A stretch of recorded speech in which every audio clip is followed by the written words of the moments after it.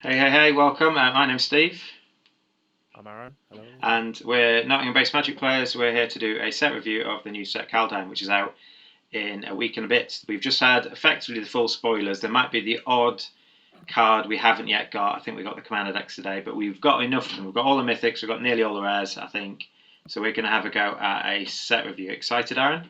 Yes, very. Yes. This set is one I think a lot of Magic players have been waiting a long time for. I think it's been hinted for a very long time. So yeah, very excited about this one. Yeah, one thing I will say before we get into the actual cards themselves, I think the art and the flavour are brilliant. Yeah, Like, I think it's been a top-down design set. yeah, I think it's just, yeah, I think they're really good. And the way we're going to do it is we're going to be going through colour by colour, and we're going to do all the rares and mythics plus a few commons and commons that we think might see play.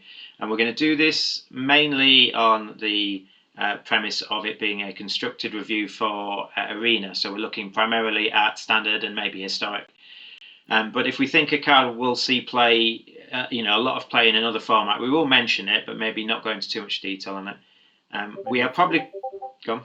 if the Pauper players can jump in the chat and let us know about Pauper if anything comes up. We've got a few commons in there. We've definitely got some decent commons, actually, haven't we? Yeah. There's some good ones. We won't spoil it too far. But yeah, we're going to go into it. We're going to disagree on a few things. I already know a few cards that we have different opinions of. We're not going to rate them, but we're just going to potentially see how much play they're going to see, what decks they're going to go in, whether they're better than cards currently in standard, and things like that. So if you're thinking about crafting wild cards on Arena to get these cards, as to whether it's worth it and doing things like that or not.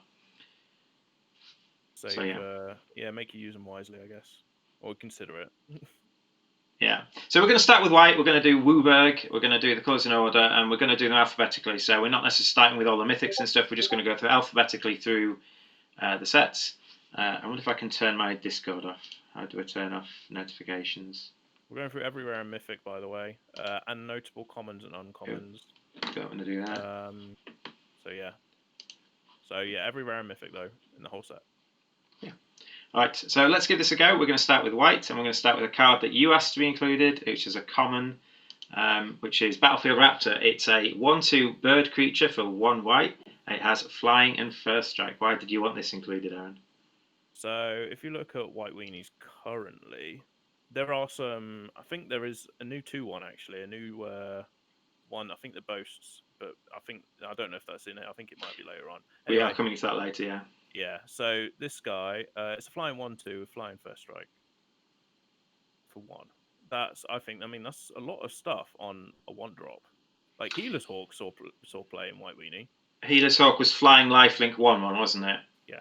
Um, yeah. And in best of 1, against mono red and stuff, I think cards like this are pretty good.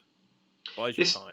This stonewalls a few of the mono red threats, actually, doesn't it? Yeah. The one part, the one toughness threats. I actually think what about an equipment deck? If there is an equipment deck, it will be red white if there is one. Yeah, I mean Core Blade was a thing, right? Yeah. So this could just be the new bird to put stuff on. Okay. So you think it's gonna? Yeah. Okay, I can see it because Healer's Hawk saw play, and I didn't really rate that card, so I imagine this is going to see some play somewhere.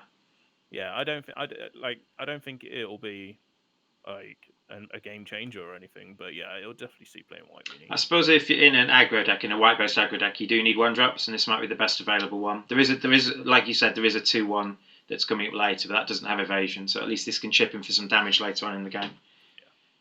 Yeah. So next we have Divine Gambit. Divine Gambit is a sorcery for 2 white, and it is it is one that's cost opinion. I put it in there just to talk about it.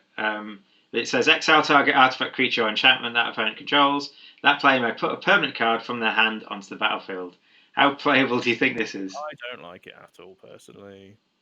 So there is I think it was in core set 21, there was a one that was a white and a 1. Exile target creature or planeswalker, I believe. It didn't hit it didn't hit artifacts or enchantments, but it did hit planeswalkers.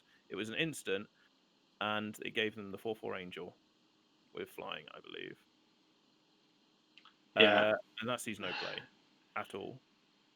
So hypothetically then, what about it as like a 1 or 2 of in a control deck, where by the time they've run out of cards, you can use it? to get rid of their god or to get rid of something you can't get rid of otherwise. But there's other cards that just do it better. Sure, for like Yeah. maybe another mana. For like even control decks play creatures like Conclave, Apparition, or ECD. Like this like ECD, like how many times do you cast that card and not have a target for it? Yeah, fair enough. Yeah, I thought I'd just put it in because it's in terms of like Path to Exile and Swords of Plowshares are 1 mana white exile effects that don't really give your opponent too much. Path gives them a land, but this can effectively give them like a Planeswalker or something. They can just put an Ugin into their, an Ugin into play from their hand. So you can't really. I'm kind of with Aaron. You can't really play it, but I thought I'd mention it anyway. Typically, as well, cards like this that let your opponent choose things do not see play. All right. And they're essentially choosing from a card in their hand. We have a slightly stronger card coming up. We have a card called Doomscout, which is a sorcery for 3 and 2 white, and it says destroy all creatures, but it also has something called Foretell. Foretell is a new mechanic. Foretell, you can foretell this for 3 mana if you've previously foretold it for 2 generic. That's the way Foretell works. Is on a previous turn, you can do this effectively at sorcery speed, or during your turn, you may pay 2 mana and put it into exile, and it just floats into exile until you want to cast it again. And when you cast it from exile, you're casting it for tell cost, which in this case is 3 mana. As well. So it's you can only cast it at sorcery speed. You can't foretell in their turn if it's a sorcery. Yeah. So wow. Man, this card is going to see so much play. I think so powerful. I think this is the best Wrath we've seen since Wrath of God, probably. Maybe it maybe even compete with that. It's effectively a 3 mana Wrath. There are some games where you're playing a control deck where your 4 mana Wrath sometimes isn't good enough. You're down to 5 life by the time you've cast your 4 mana Wrath. Whereas this, you can be on double-digit life still if they've gone something Bone Crusher, and then you can cast this on your turn 3. A non-conditional 3 mana Wrath. Because you've got to consider it 3 mana Wrath if you just turn your I'm going to mention some other cards later on as well that play very well in a white-blue control deck with this card that also have Foretell. Because Foretell making that so that the Foretell card is face down in exile is going to be so good. You can play so many mind games with your opponents, and this is going to be one of the cards that I think control decks will play on turn 2, and your opponents just won't know what to play around. I think this is going to wipe out some of the aggro decks without kind of recursion. So like if there's a black-based aggro deck, maybe that will be fine still because you might have some graveyard recursion. But like mono red loads the boards with creatures really early, and then you go a Coom Hellhound, then you go Robber the Rich, and then turn 3 you might go Annex or and then this takes all 3 creatures off. They'll get some things from Annex. That's like the board sort of white protection that deck has, right? Yeah. But yeah, this is fantastic. Just it gains you potentially a lot of life against aggro decks as well, being able to do it a whole turn earlier. I think this is one of the most powerful cards in the set, and I think it's powerful in a way that it probably won't see a ban, but it will see play all the way back to even Modern, maybe. I think it will see play in Pioneer, because the best Wrath in Pioneer is Supreme Verdict, but this is mono white, so you can play this in white-black decks or white-red decks or whatever you need, whatever you're trying to do. There's no real good 4 mana Wrath in Pioneer, so you would play. This is just, it's not got any competition, has it really? Yeah. So what 4 mana Wraths are there currently that have been like it's Kaya's Wrath, but that is like white, black. So it was a color restriction that made that one cast, and you got Shatter the Sky, which potentially gives them a card.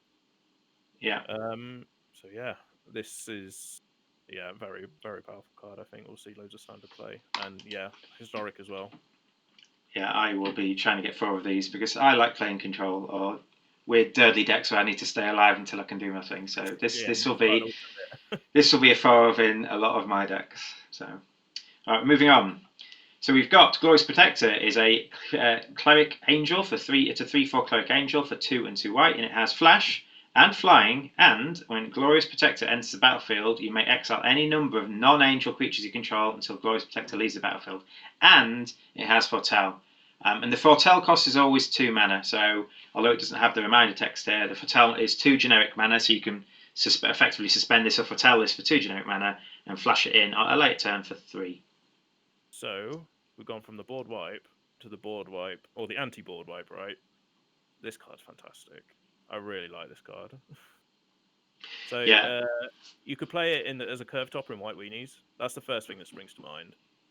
Just to protect your guys from when they do a Doomscar or another card. And the fact I don't think you want to foretell this. I think it's probably because you want to curve out right on 1, 2, and 3.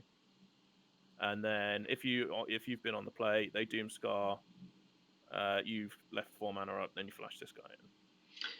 Yeah, you don't want to foretell it, but I imagine there's going to be a lot of games where you've got nothing to do on turn 2, so you'll just foretell something. Yeah, like it can't hurt to foretell. I was actually a bit negative on foretell to start with, and I just think that there's a lot of time you'll have a bit of leftover mana, so you'll just foretell. You could bluff you've got something, but if you haven't actually got something, it's probably actually better to just foretell. Yeah, absolutely right. This will save you from wrath. It reminds me a bit of not quite Teferi's Protection, but it's that sort of thing, or not Blossoming Defense, Heroic Intervention or something. It's the card that saves you from getting blown out.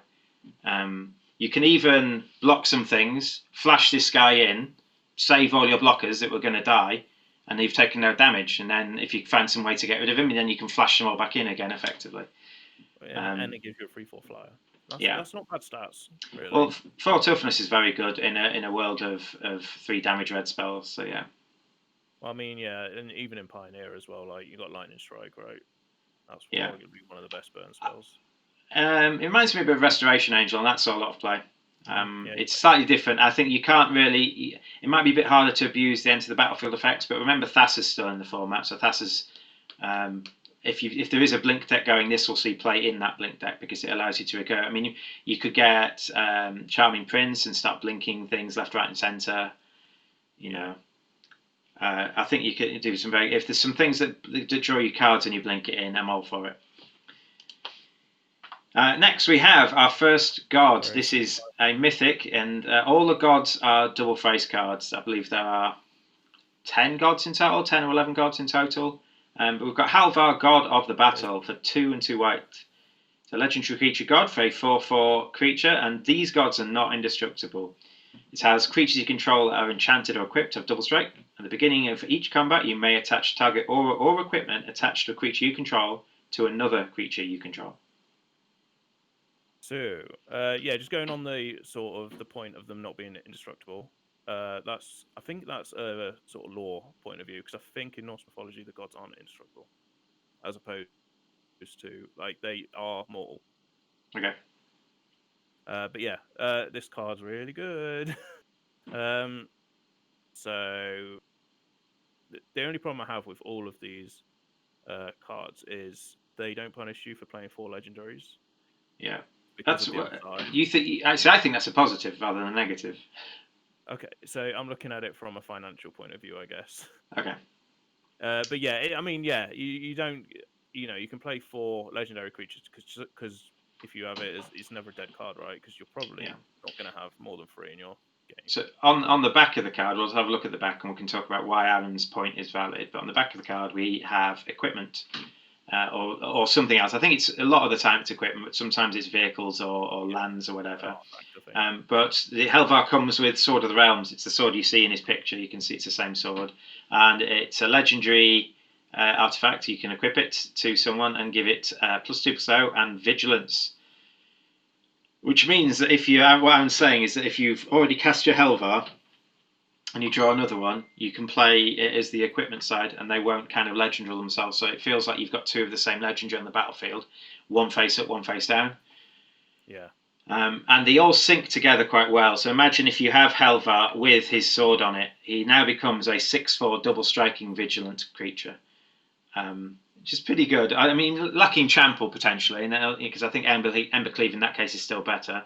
But he will also he's probably the curve topper in a red-white equipment deck if there is to be one.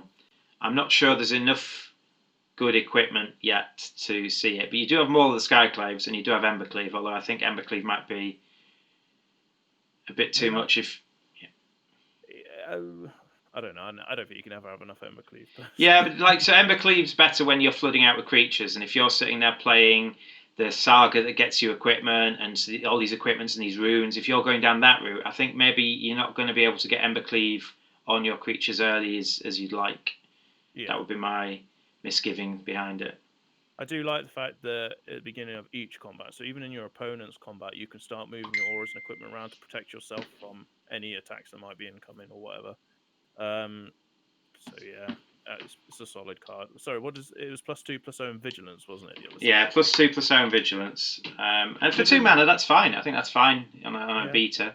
If you've got a red white tokens deck, you can chuck it on a 1/1, keep attacking for 3, and then when that creature dies, you chuck it on another creature. So I think there's definitely going to be maybe a tier 2 equipment deck. It will be red white based on some of the cards we'll see later on.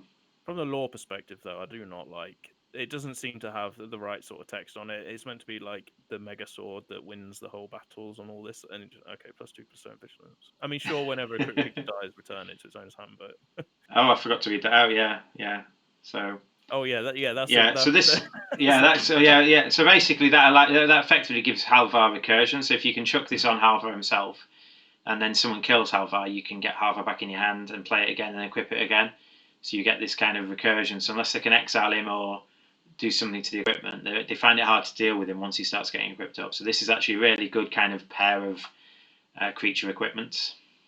I like it as well because it gives like these gods they're more mechanically unique from other gods. Like they've been trying to do this, I've noticed, with every single like god cycle or gods that they do on different planes, and it seems to be I like it. It's pretty cool.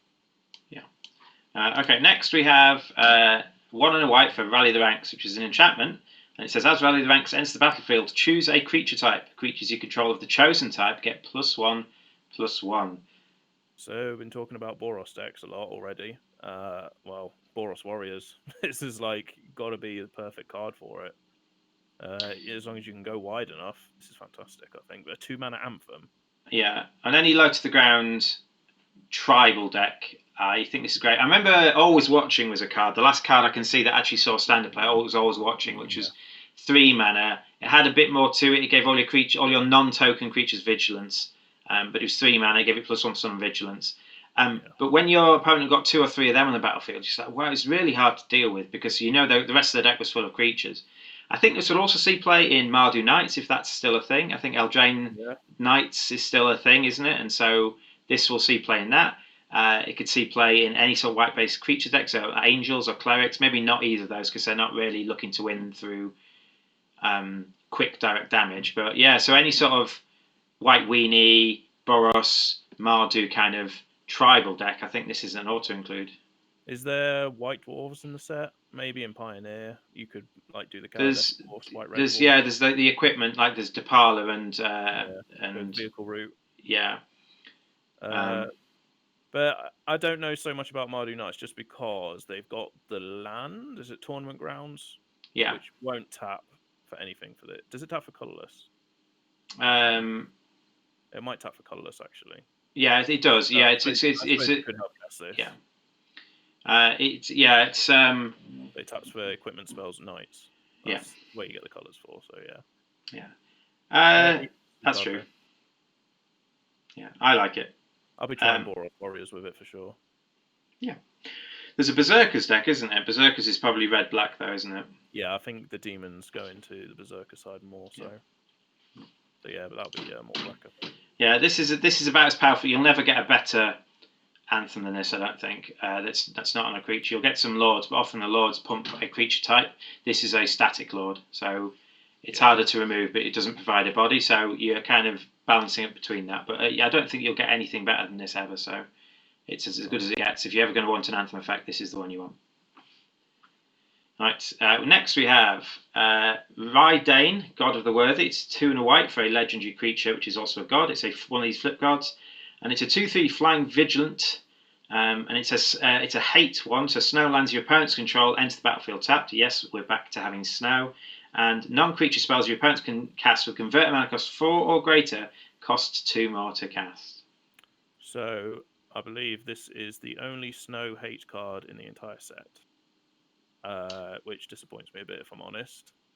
I know, obviously, Wizards want to sell the set, but this being the only snow hate in the whole, this only affects lands. Like, you Yeah. want, I thought they'd like make some more premium removal for snow creatures, but I'm pretty sure there isn't any. There's not too many snow creatures though, is it? It's mainly lands and then creatures that benefit off snow lands. Yeah, I There's a mean, few. there's in draft. I suppose in limited, it'll happen more Yeah. often. I think if there is a snow deck, this will see play. Otherwise, I mean, we'll see. Let's see what the artifact part does. Yeah, so it is a Valkmira Protector's Shield. It's a legendary artifact, and it says a source an opponent controls will deal damage to you or a permanent you control, prevent one of the damage.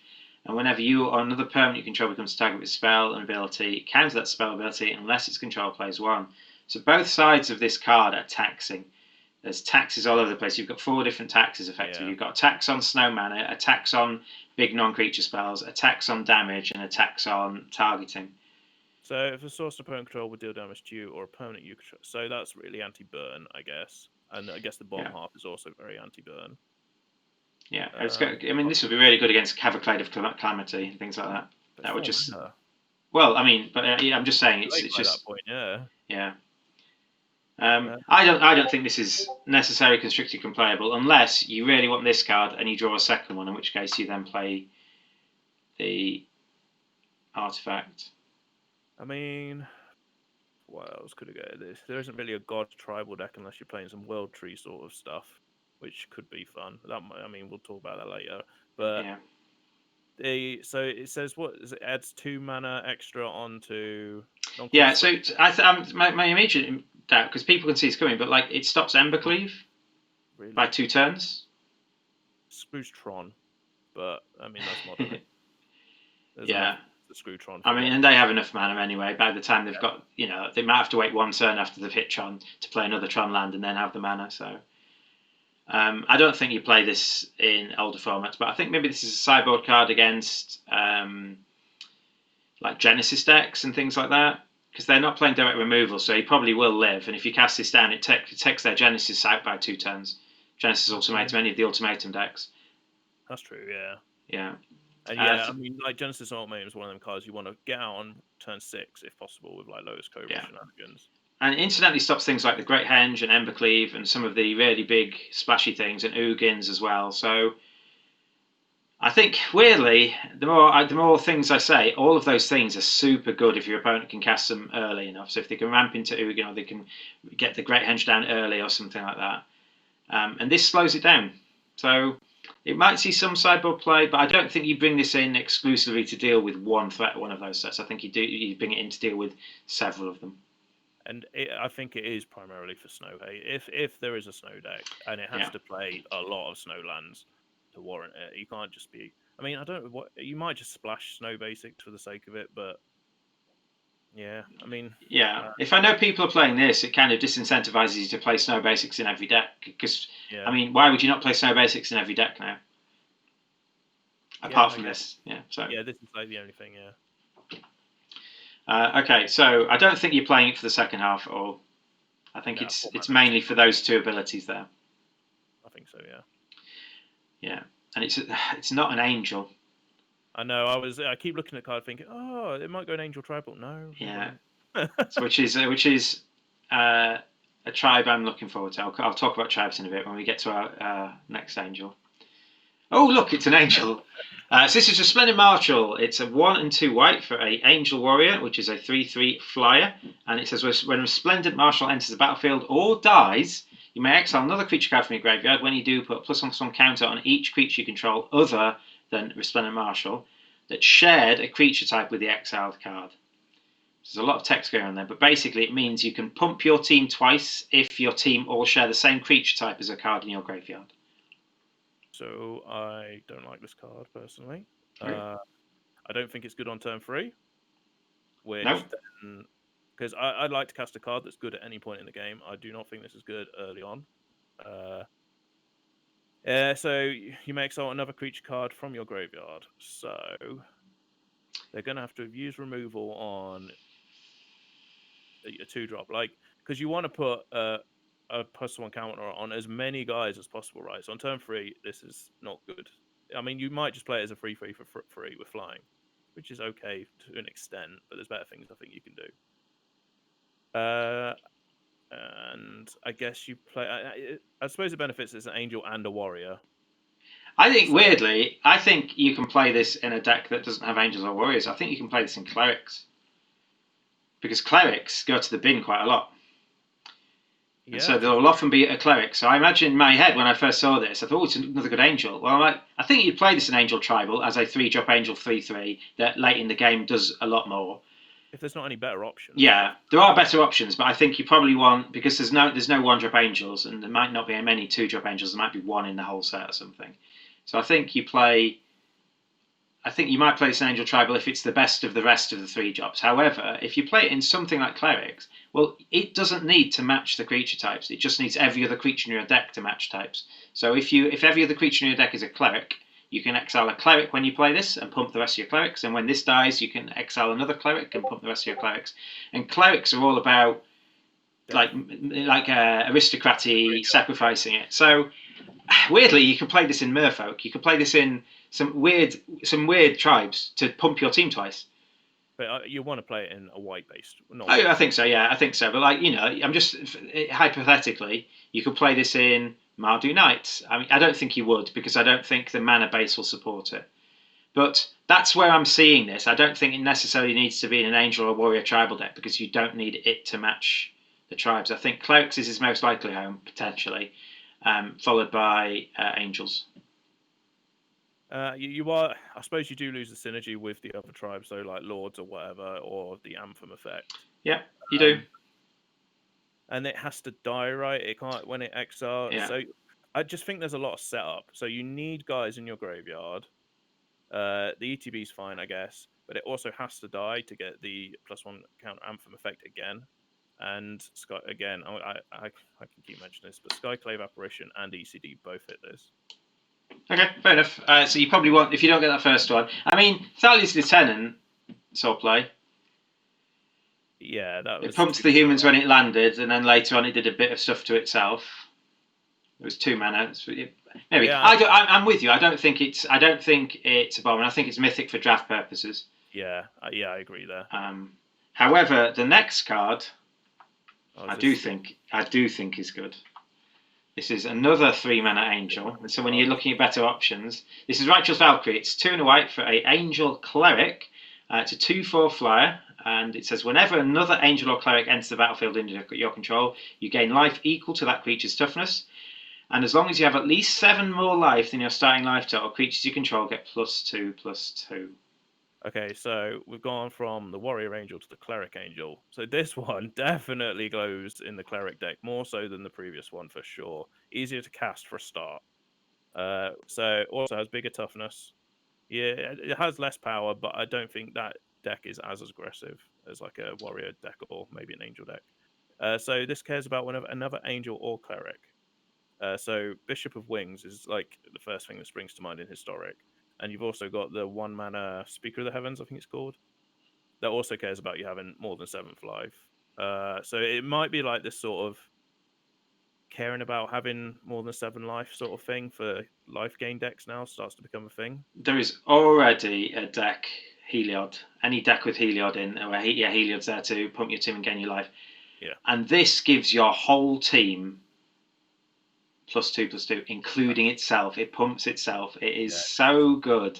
Imagine playing this and then playing a second one. Your opponent's just got to be absolutely mortified. If you have a second one out, you'll gain 4 life, and then any creature you play puts you over that threshold, and they become 6/8s.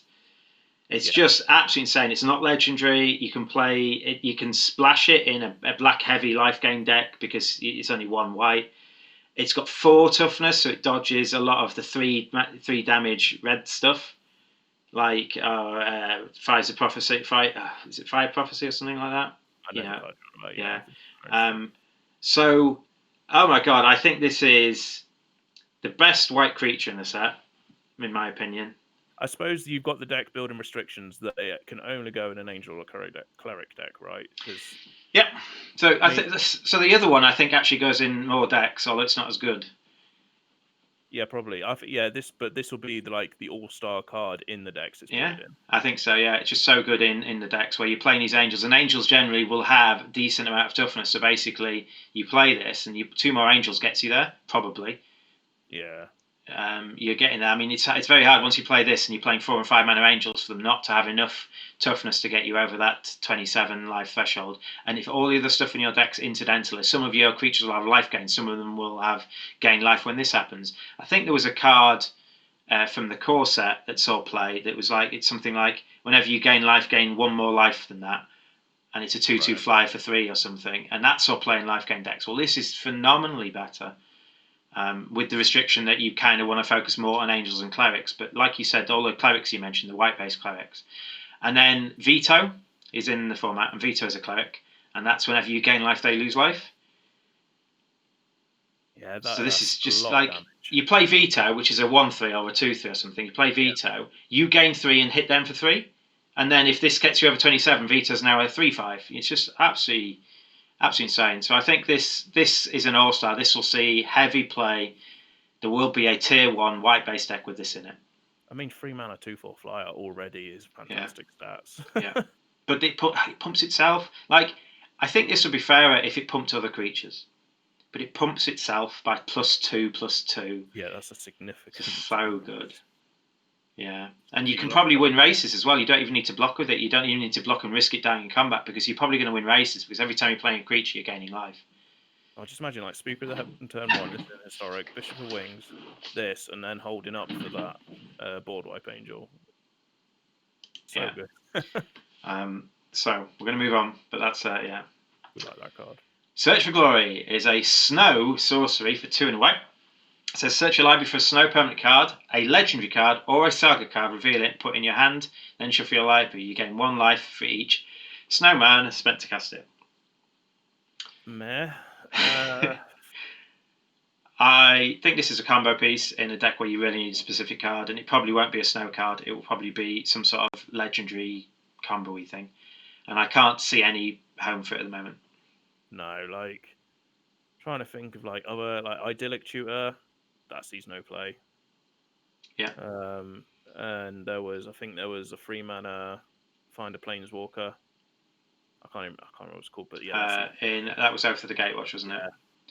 yeah. The fact that legendary card can hit anything, you can use this. I don't know. I'm trying to think of the best case scenario. You can use this in a control deck to potentially get whichever planeswalker or answer you need. But the problem is sometimes the answer needs is a removal, and you don't have that. I mean, this is the sort of card that puts you into heavy snow, right? Yeah. I suppose the life gain is a bit incremental, but I mean, even if it was just a flat, you gain 3 life. I still don't think it's playable. So it's limited, sure. I think limited is cool to go and find your sort of other bomb that is one of the relevant types. Yeah, but what if you've already drawn it and this card's dead? Yeah, definitely. But or you'd have to draft a bit in limited or have a bit in limited to have more than 1 target for this. Yeah, because if you draw this late and you've already drawn the target you wanted, so yeah, I wouldn't play this in limited unless I really felt I needed to.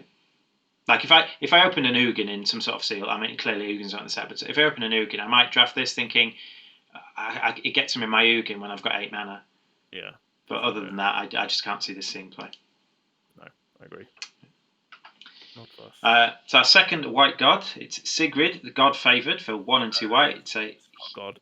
Is it not god? Oh, god favoured. Sorry, apologies. It's a 1 and 2 white god favoured card. It's a human warrior. It's a 2/2 with flash.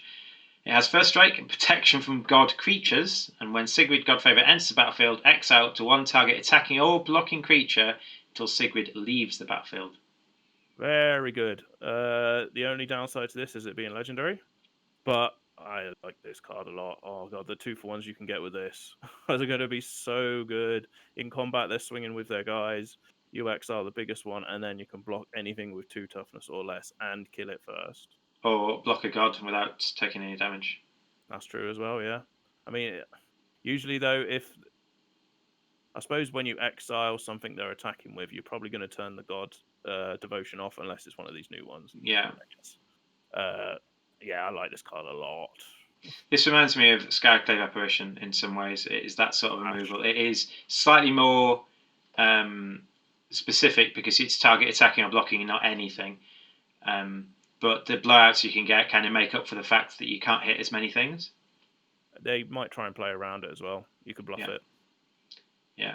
It could be like settle the wreckage all over again. But So, what decks are you playing this in? Are you playing this above Skyclave Apparition? And in which case, the decks you're playing this in, I think I need to be creature-based decks. So I think this probably goes in Warriors, and then after that, I think maybe it needs a home.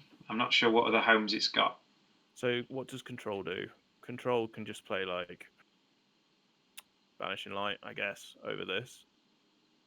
I suppose you don't have to tap out sort of thing. I think it's the fact you can 2-for-1 things. I think it's really good with this. Maybe. Yeah, I mean, it's not everything though. Imagine attacking, with a Bone Crusher and an Annex. You can't kill either. You can't. But the chances of 2-for-1 are quite good or high. Like maybe if you're playing some white-based deck that isn't Control, like white-based creature deck, and you're on the draw, I would definitely sideboard these in if they weren't already in my main. Yeah, maybe. I just think they can flash this in and try to exile something, and in response they Bone Crusher Giant it, and their guy isn't even removed from combat. Also, there is one very good spell this works well with, and that's Coco in Historic. Coco into this is Yeah, that's pretty decent. Maybe so I can see this maybe as like a 1 or 2 of. I think, like you say, the legendary, and I don't think it's a super powerhouse. I don't think you want 4. I don't think you always want one in your hand. But yeah, Coco in their combat and Historic, I think is going to be very good. I like it. I think it was one of the first leaked cards, and I remember seeing it thinking this is a very good card. And if they're power level for the set, I'm all for it. I don't think it's a card I'll play.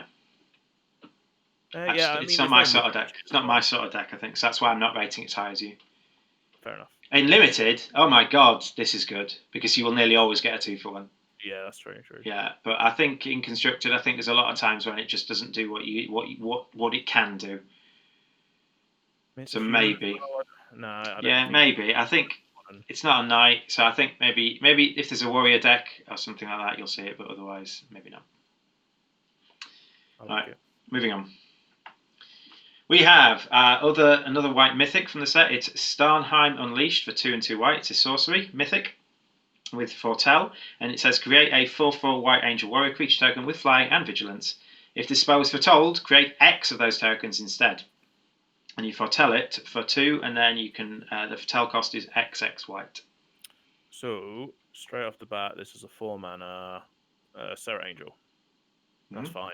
It doesn't make it mythic, but I suppose the mythic part of it is the foretell cost as well. So if you look at it, so there's a 4-mana Serra Angel. I like it. So with foretell, I don't think you want to do it turn 3. Even though you can do it turn 3. Maybe if you're up against aggro decks and you haven't got a turn 3, then yeah, I'd consider doing it. If you've already foretold it turn 2.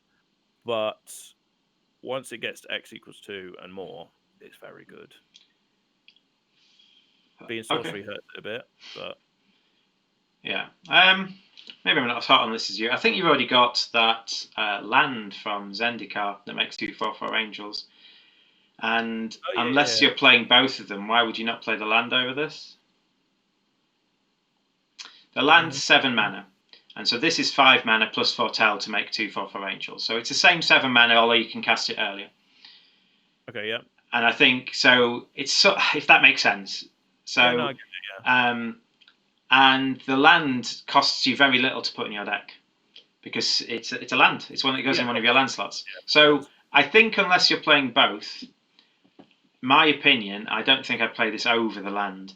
And so maybe this goes in Angel Tribal. I think this is fine in Commander and things like that. I think this is a sort of thing that you can make a whole board full of angels when you've got all the mana you need, and it's a much more efficient thing than was it Entreat the Angels was a miracle one. Yeah, I think so. Which is a miracle one, but you need to top deck that. This you can foretell it on turn 2 in Commander, and then 15 turns later you can say, right, I'm going to make 8 angels now. I suppose it could be like a mirror control breaker. Like if you're both playing control, maybe this will be the one sort of card that gets you there. but I suppose the land does it as well. Yeah, I think so. I think I would never play this over the land, and so I would only play this as well as the land. In which case, I think the land's better from Zendikar personally. Yeah, that's fair. That's fair. But in limited, this is good. Yeah, This is good. Like on turn 5, making 2/4/4 flying vigilant things. That's really good. Yeah, there's very few mythics that are limited, but yeah, this Yeah. is So I think that's why it's mythic. I think it probably would be mythic anyway, but I just think personally, I would. that was rare and limited. Oh god. Yeah. I mean, yeah. That's my opinion anyway. But it's cool in Commander and stuff as well when you got stupid mana. You rate it higher than me, maybe, but we will see. We'll see. It might see play, and then I'll eat my own words. We have a uncommon that Aaron asked to be put in, and it's the one that we mentioned right at the start. It's Usher of the Fallen for 1 white. It is a 2/1 Spirit Warrior that has Boast, which is a mechanic we haven't seen yet. Boast, the Boast cost of 1 white to create a 1/1 white human warrior creature token. Now, Boast is you can only activate it once per turn if you've attacked with a creature that has the Boast. So in this particular case, if you attack with Usher the Fallen, you can pay 1 white and you make a 1/1 human warrior creature token. So that Boast ability as well, it can be cast at instant speed. So as soon as you've declared attacks, you can cast it before blocks, after damage, in your end step, any point, as long as your creature has attacked. But yeah, this is great. Savannah Lions with Spirit and Warrior tribal creature types as well. Fantastic. I really like this card. This will definitely be a 4 of in every white weenie deck going forward, I think. Even if it doesn't have a Spirit or Warrior thing, just because it's a 2/1 for 1. Yeah. And every white weenie deck needs that. Yeah. And it makes a Warrior token. So I suppose, yeah, you probably play it in more Warrior decks than Spirit decks, but yeah. It's a shame. It's a shame the token doesn't fly, but then maybe it's too good. Yeah, probably to make us. Yeah, I mean, 1/1. It will die. Basically, it will die unless you're playing against control. It will die the turn it attacks. Probably. Yeah, but I mean, white weenie just wants to be constantly attacking, right? Yeah. And you just pray that they don't have their removal. And this thing, like, as soon as you've run out of cards in hand, it's somewhere to put your mana. Yeah. If you don't have enough for to make a human token from. There is a card we're going to see later, and we can talk about it later after we've seen a lot more of the boast cards. But one of the cards we see later allows you to boast twice, so maybe that can be in the conversation with this one. There's a white weenie, like a Boros deck where you boast a lot. I think if there is a white weenie deck, this will be in it. Definitely. But yeah, I mean, Thraben Inspector saw play in a lot of kind of Mardu aggro, white aggro kind of decks for a long time, and that was a 1/2. So this will definitely see some play. It made card draw.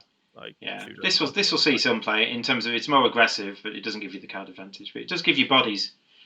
And the body is a relevant creature type as well. Yeah. Being warrior as well is good enough, I think, for it to because it gets pumped by anthems. I think there is a warrior lord, isn't there? Uncommon. Yeah, white red. Yeah. So that makes it a lot better. Right.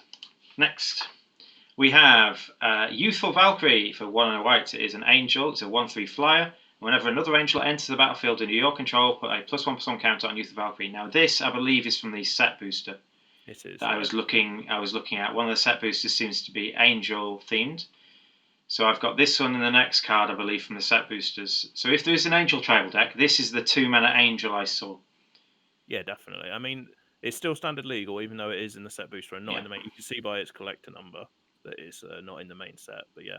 It's a 2-mana angel in the angel deck for sure. Because I don't think this is the only one, isn't it? There might be a black one as well. Unless you're going into shapeshifters, but then I think. Yeah, or changelings. I think you need them to be flying for them to be good. But so I think if there is an angel deck, this will be a 4. It's the cheapest angel that's decent, and this will definitely see some play. Imagine on turn 3, you're probably attacking for 2 because you're probably playing another angel. There's a lot of 3-mana angels.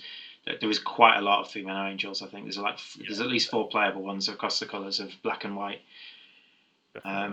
So I just thought I'd put this in here. We also have another one from the set boosters is Starnheim Aspirant, which is not an angel, but it makes all the other angels cheaper. This less so personally for me because it doesn't fly, it doesn't attack, and it. I suppose it's a cleric. It's got that, but 3-mana 2/2 dies to stomp immediately. I hate anything with 2 toughness that's 3 mana. I just can't see it being playable unless it does something crazy when it ETBs.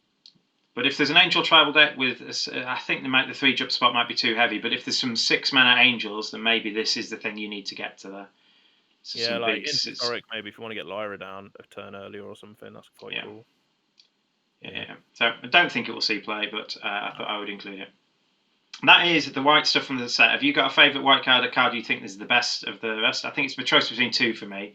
I think it's between Doomscar Yeah, and I think actually think Righteous Valkyrie. I they think are probably the two most powerful cards in the set. you think across all colours? No. Sorry, in White. white. I'm trying to just have a quick flick through again. Trying to think of like the ones that'll see play in like multiple decks. Maybe the Blink Angel, the one that protects your guys. I don't think that will.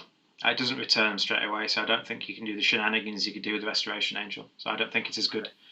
I Personally, think Doomstar will see the most play out of all these white cards, though. yeah, okay. I actually think this might be strongest, but maybe Doomsky is very strong. Don't get me wrong, but I'm gonna go with that for my favourite white card. I think Doomscar warps the meta more so than this card will. Yeah, probably, almost certainly. All right, we're going to move on to the next colour now. We might not do it all tonight, but we will see. We're going to move on to some blue stuff now, and we're going to start off our blue set review with Alrund, God of the Cosmos, is a 5-mana. Sorry? It's Odin. Oh, it's Odin. Sorry, I've not been looking at the picture. It is Odin. Yeah, Alrund, God of the Cosmos, or Odin as we're going to call him, is a 5-mana legendary god creature for 3 and 2 blue. It's a 1/1. But Alrund gets +1/+1 for each card in your hand, and each Foretold card you own in exile. At the beginning of your end step, choose a card to type and reveal the top 2 cards of your library, put all cards of the chosen type into your hand, and the rest on the bottom of your library in any order. The bird. While we're talking about that second ability, I'm just going to mention what the bird does. Yeah. So the bird, if I can work my computer, is Hacker, the Whispering Raven, which is it's a flyer for 2/3. It's a 2-mana 2/3 flyer, which again is it's pretty good anyway. And it's whenever Hacker, the Whispering Raven, deals combat damage to a player, return it to its owner's hand, then scry 2. Oh man, Stormcrow, eat your heart out. Look at this thing. So this is above the curve in stats. Definitely, and so 2-mana 2/3. Playing this on turn 2 is great. Just to stop some aggro damage, maybe for control decks if this goes in control. It does combat damage to player, return it to his home hand and scry 2. So eventually, I suppose you could do combat damage, then on turn 5, flip him over. Yeah, and you've already scried 2. So you know, at the beginning of your own step, you should get maximum value. Yeah, you'll get one, if not both of them. Yeah. Always, you'll never miss. Yeah, exactly. Yeah, and you can set them up quite nicely as well. So even if you scry 2 lands to the top of your deck, I'd consider just drawing 2 lands. Even if I didn't need them at the time. It's card advantage, yeah. Why would you not? Because if you're scrying 2 and you're in the late game and you see 2 lands, you get chance that you're going to put them on the bottom. But when you can guarantee you're drawing both of them, I'd consider it. There's still the temples. The temples still exist in standard, and so scrying during your turn and at the end of your turn, drawing that card effectively turns all your temples into draws with this in play. I just think it's really weak potentially. Like if you don't get it out when you've got a full hand of cards, it's just going to die too easy, isn't it? Yeah, so, it doesn't like benefit you when you're from behind. No. But maybe Raven side might do that a bit more. Just because it's a 3 toughness creature. Like early in the game, you want to play it. Like that side might actually be cast probably a lot more often than the. I think you're always casting this side before the god, aren't you? Yeah. Because the odds of hitting them with the Raven, then putting the Raven back in your hand, and then casting the god and drawing some cards, definitely drawing some cards, is really high. So why would you never cast the Raven before the god? A lot of these other gods, so often you're wanting to cast the god first, even if the equipment's cheaper. Like Halvar, if you haven't got a creature out, you want to cast Halvar before you cast the equipment and things like this. But this one, I think it's the other way around. I don't know what deck does it go in though, because it has to go in like a quite heavy Foretold deck as well. Well, I think it needs to go into a creature-based Foretold deck. So I think what you're wanting is there's a couple more creatures we're going to see later in blue, especially, which have Foretell and Flash and things like that, and cheap with Foretell. So some sort of creature-based control deck, I think, because if he's the only creature you've got, as soon as you play him, they're going to go removal. Yeah. So I think you can't just play him as the only creature. And in fact, if the bird's your only creature, again, the bird's just going to get removed they're gonna cast their Stomp and Spiteful Hazard and exile it or whatever they're gonna do and kill it. But yeah, I like the flavour. I just don't see it. It's got a home at the moment. Yeah, I agree with you there. Unless Foretell really picks up, can't see it seeing real play anywhere. Yeah, I think like the bird side. We'll have a bet. Yeah, the bird's really good. It's the best. Not the best.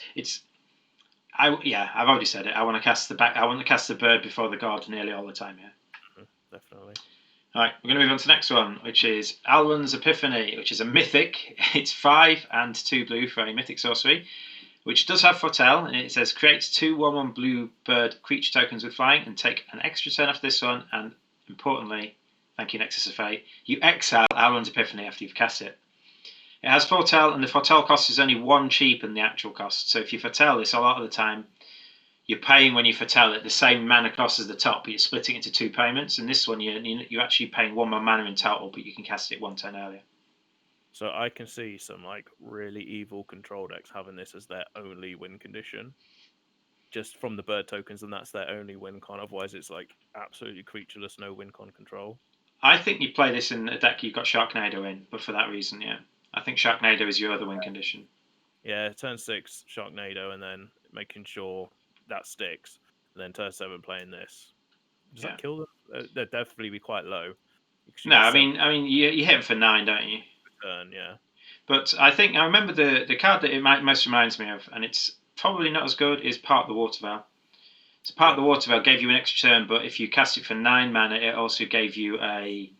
I think it was a 6/6 land. 6/6 land, yeah. It turned one of your land into a 6/6 from Battle for Zendikar. There was also the Dominaria extra turn spell. The Dominaria one was a legendary sorcery, and that allowed you to bounce something and then have an extra turn, but you could bounce yours or theirs. But you needed a legendary creature. So I don't think it's as good as that. Apologies. I think it's better than that. I think you've got some threats when you cast this. Mm-hmm. But I don't think it's as good as Part of the Water Veil, personally. Or Nexus. Like Nexus was the extra turn spell. That's not comparable. The power level too high, and now they just we've made a mistake with that card. Yeah. If Nexus was instant but didn't shuffle back in, it would be fine. You couldn't even counter Nexus because it shuffled back in. So it was gross, yeah. So this is maybe a 2 of in a deck that just looks to out control you. I'm not sure there is a current control deck in standard. It's just a bit too creature heavy, aggro heavy. But if there is one, might see play. I thought definitely. Like I could see foretelling on turn 2 is going to be a very control deck thing, basically with new standard. Every control deck, I imagine, will be tapping out on turn 2 for that. Yeah. So bye bye, Omen of the Seas. That was my turn 2 play. Yeah. Basically. All right. I'm not sure it's got a home, but it's powerful if it does. We'll see. Ascendant Spirit is a spirit for 1 blue. It's a 1/1, but it does have some abilities to do with snow mana. So that little symbol there means it has to be paid with something that produces snow mana. So the way that works is it's a permanent that is snow that produces mana. So if you somehow make your Llanowar Elves snow Llanowar Elves, that would count as well. So it doesn't need to be a snow land necessarily, it just needs to be a snow permanent. But basically, if you pay 2, it becomes a Spirit Warrior with base power and toughness 2/3. You can pay 3 snow. If it's a spirit, is a warrior. If the card is a warrior, put a flying count on it, becomes a Spirit Warrior Angel with base power and toughness 4/4. And then you can pay 4. If it's an angel, put 2+1+1 counters, and whenever this creature deals combat damage, draw a card. This reminds me of Figure of Destiny. Yeah, definitely, yeah. It reminds me a little bit of Level Up as well. The fact you got sink mana into it and it becomes bigger and better. Figure of Destiny, I think they've definitely based this card off. The way it works is you can't do the second ability until you've done the first. It says you can only do the second one is if it's a warrior. I imagine you could probably do it, but if it's not a warrior, it just fizzles. You mean Arcane Adaptation? Yeah. If it's an angel, I mean, yeah, maybe. Oh, there is something in this set, doesn't it? Is there something in this set to change his creature type? Changeling something? Maybe, but I think you want it to have a base power and toughness of 4/4 anyway. I think that's probably better. It is a dedicated snow deck, this one for sure. Well, I think you're doing Arcane Adaptation. You're actually going to say Angel and doing the bottom one. Then it becomes a 3/3 the first time you do it, and then gets bigger. The key is the bottom one you can do multiple times. So weirdly, I believe the way it works is if you do the bottom one 2 times, it will be a 8/8 that draws 2 cards when it hits. Yeah, because it will have that ability on twice. Goes in the snow deck. I can't see it outside of a snow deck personally. But yeah, it needs to be the snow deck. Yeah. Because of the snow mana. Yeah, I mean, we don't know what snow decks are going to be powerful. Like, I mean, this one goes in the blue one as well, right? You can't just play this in any color, so it has to go in a blue-based snow deck. The snow deck for me is Sultai. So I think the snow deck will be Sultai, or it will be blue green, black green, or green blue. I just don't know how. I think risking going into 3 colors is so risky with the mana base. Yeah, snow basics are the only things that enter. Do you think it's the snow 1-drop? Maybe, yeah. Because you can do these at instant speed as well. In limited is great. Yeah. Although in limited, like, are you allowed to play snow basics that you don't open? I don't think you are. I think you have to draft them. Oh, okay. Okay, that doesn't make it as good. Because you can't. Obviously, you need at least 4 snow. Yeah, I don't think you'd have to draft the jewels. I think. Yeah, it's a build round card for sure. Yeah, but if you're the only one in your draft table that's in snow, you're probably going to get a lot of those. You'd probably take off-color snow basics as well, maybe. Maybe as long as you're only 2 color. Yeah. I like the idea. I just I'm not sure it's got a home at the moment. So the expense is 9 mana. It's 9 mana you've got to sink into it. Also, this creates an entirely new deck. Like, this doesn't go in any existing decks as well. Yeah, that's I think you're right. Yeah, we might be finding it hard to judge upon. We got to figure out a completely new deck for this thing. Yeah, so I can't see it at the moment. This is one I chucked in, which when I saw this, it was translated, and I couldn't believe that it was translated correctly. And this is how it was translated. And this is Avalanche Caller, which is 1 and a blue for a human wizard to 1/3, and it's a snow human wizard. And it has an ability, 2 mana, target snow land you control becomes a 4/4 elemental creature with hexproof and haste until end of turn. It's still a land. Okay, so I guess you can't do it yeah, you can do it on turn 3, right? Because you play this guy turn 2, and then you've got a 4/4 elemental creature and it gives haste. So the land you play that turn can. Yeah, that's really good actually. With hexproof. And you can do this. It's not a tap ability. You can do this when you've got 10 mana. You cast him for 2 mana, and then with the remaining 6 mana, you animate 2 lands and whack them. And then next turn, you animate 3 lands and whack them. Man, I want to draft this card really bad. Like in limited, this is. I mean, this is a first pickable card, and you'd move into snow for this reason. Do you think this has got any playing constructed?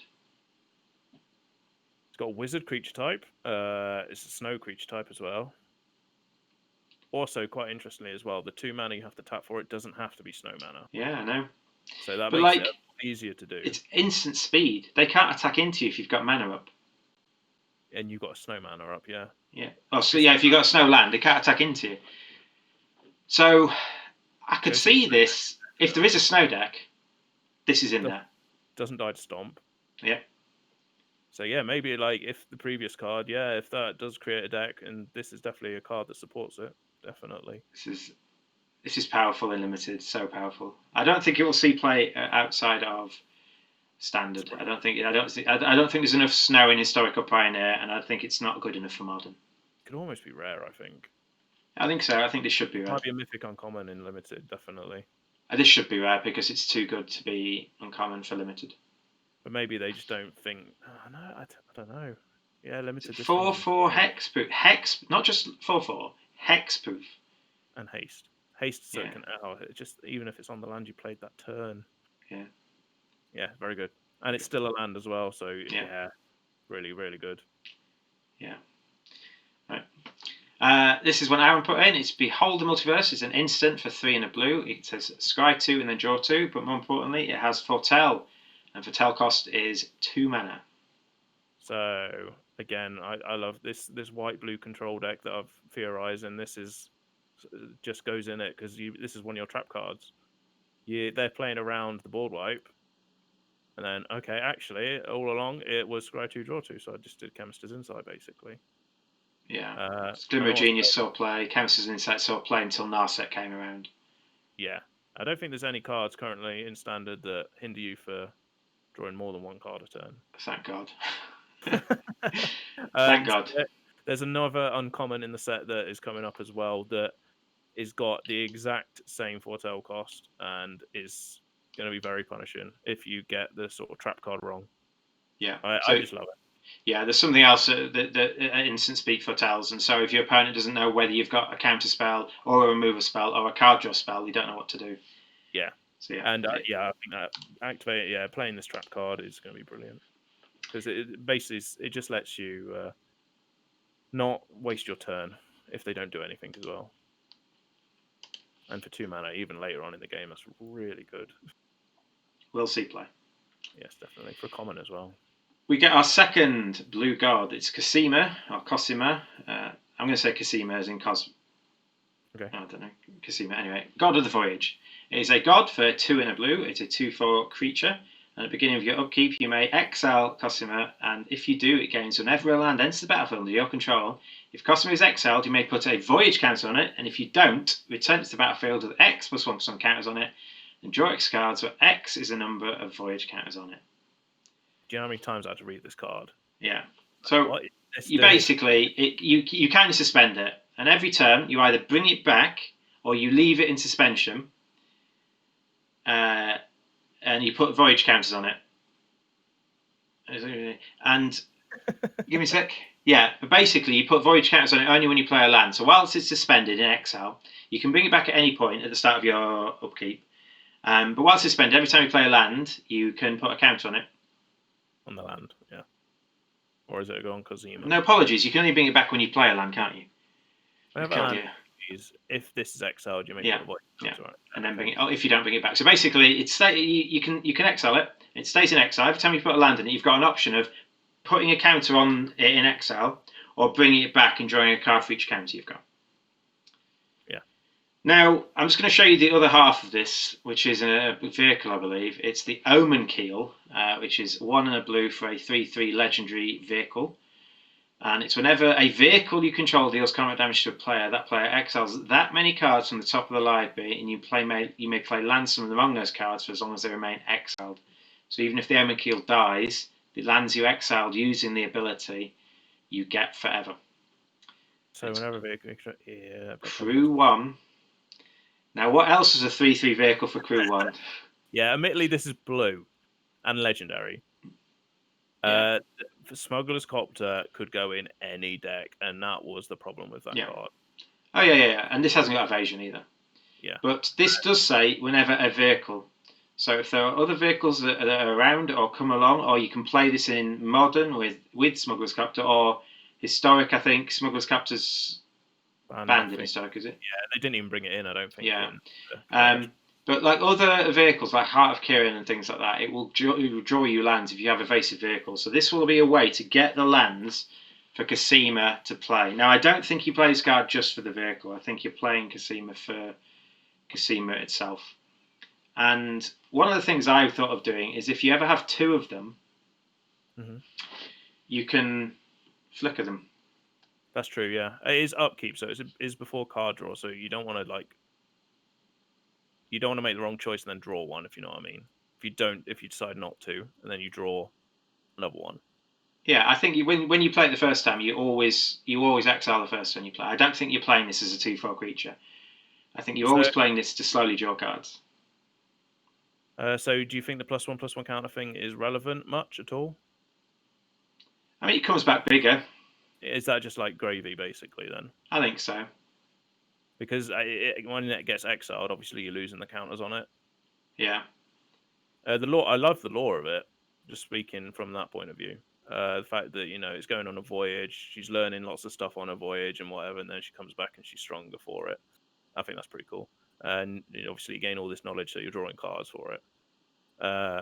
Yeah, I think it's good, definitely. It's got a good stats as well. 4 toughness. Yeah, 4 toughness is good. I think this is playable. This is definitely playable. I actually think this will make a good commander in some sort of blue-based vehicle deck. Maybe you can play a lot of some of the Ixalan flip vehicles. Play Silent Submarine. Yeah, maybe not that one, but like yeah. So I think there's some play, and this gives you the land drops you need to keep fueling Casima. If you've managed to cast the Omen Keel at some point and hit them, and you've got 2 lands in exile that you can play whenever you don't have your own land drop. Seems pretty good. And then when this comes back in, it fuels you. And if you get a second one, they're not dead. You don't have to play the vehicle as a second one. You can have 2 Casimas, and you can have one waiting in exile till the first one dies. I can even see this in a control deck, honestly. Yeah. The only downside is that you have to wait until the beginning of your upkeep to exile it. So if you know you've got a board wipe you're about to do, you exile it, then you board wipe, play your land. Then you play a land, and then next turn you get to draw a card with a 3/5. Yeah. I quite like this actually in control decks as well. Yeah, maybe it's a 2 or something. I think in a control deck, you see, you're not playing for the vehicle, you're just playing it for Casima. Yeah, the vehicle's just gravy at that point. Yeah. All right. Good card. Next, we've got Cosmos Charger, which is one of the ones we were talking about to make the foretelling deck there. It is a 4-mana Horse Spirit, flash flying 3/3 that has foretelling cards from your hand, cost 1 less, and can be done on any player's turn. And you can foretell this card itself, foretell for 2 to bring it in for 3 mana. So I think that's the deck it goes in, right? It only goes in that one deck. Yeah, it can't go in any other deck, in my opinion. You have to play a very heavy amount of foretell cards, so you can abuse that ability. But what an ability to abuse! Ooh. So you can keep up a hard counter spell, and if they don't do anything, you can foretell a couple of cards at the end of their turn, and you can untap with all your mana. And if you're playing that sort of kind of tempo-y foretell-y deck, maybe, then the foretell cards you're suspending have got flash or instant anyway. And so this is a card a bit like, it reminds me of Raf Capuchan from Dominaria that allowed you to play stock cards at flash speed. Yeah, that was right. This allows you to do foretelling at flash speed. So you still need the foretell cards themselves to have instant to be able to foretell them at that speed. Yeah. But it has that sort of feel to me. And Raf kind of came out of the blue and was a top tier deck for about half a month, maybe until people knew what to do against it. The only problem I do have with this sort of card, though, is it's very linchpinny for that sort of deck. It does a lot for that deck, but does the deck function enough if you start removing it? There is another card that's going to come up right near the end that I think also goes in that deck as another linchpin for the deck. Yeah. It's the... So if the deck becomes a thing, it's because of this sort of card. Yeah, I think you need more, like you say, like for like if you remember the Enchantress deck, the Cetessan Champion Enchantress deck. Yeah. If Cetessan Champion was the card that made that deck work, but you also needed Season of Growth. You needed 8 effects that when you cast something to target one of your guys, you drew a card. So in this particular case, this might be the linchpin, but I think you need another supporting cast. You need 8 of the things that get your deck functioning. And I was saying when this came out and Aaron showed me it, I was saying you need something that draws you a card when you foretell. And there is another creature that does that, which I think is the other part of the 8 that you need. But we will see that later. All right. Next, we have Cyclone Summoner for 5 and 2 blue. It's a giant wizard, 7/7. And it's when Cyclone Summoner enters the battlefield, as long as you cast it from your hand, return all permanents to their owner's hand except for giants, wizards, and lands. So, Cyclonic Rift, obviously, is very inspired from that. So, giants, wizards, and lands. So, you can't cheat it in and get the effect. You have to cast it from your hand, which sucks. And it bounces everything except for giants, wizards, and lands. So that's the deck you want to play it in, right? If any. I think there's an Izzet Giants deck. Might not be tier 1, but there is enough stuff for Izzet Giants. I just think it not having flash is a downside. Yeah, definitely. 7 mana is awful amount as well. There might be a wizard deck that comes to the forefront later. I think you'll see it play in any deck where you're playing wizard or giant tribal. I mean, historically, got plenty of wizards from Dominaria now as well.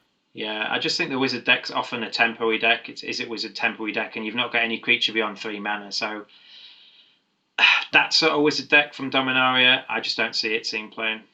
I think it's a commander card.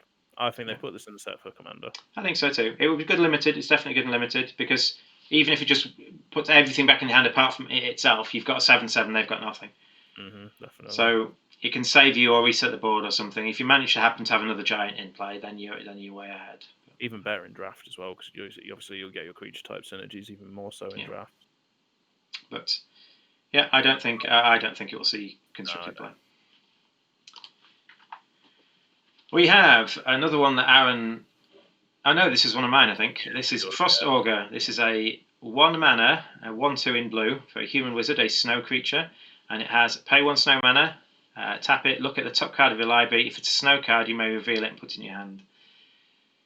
This in the snow deck is a 1 mana draw card. Yeah, I guess so. Yeah.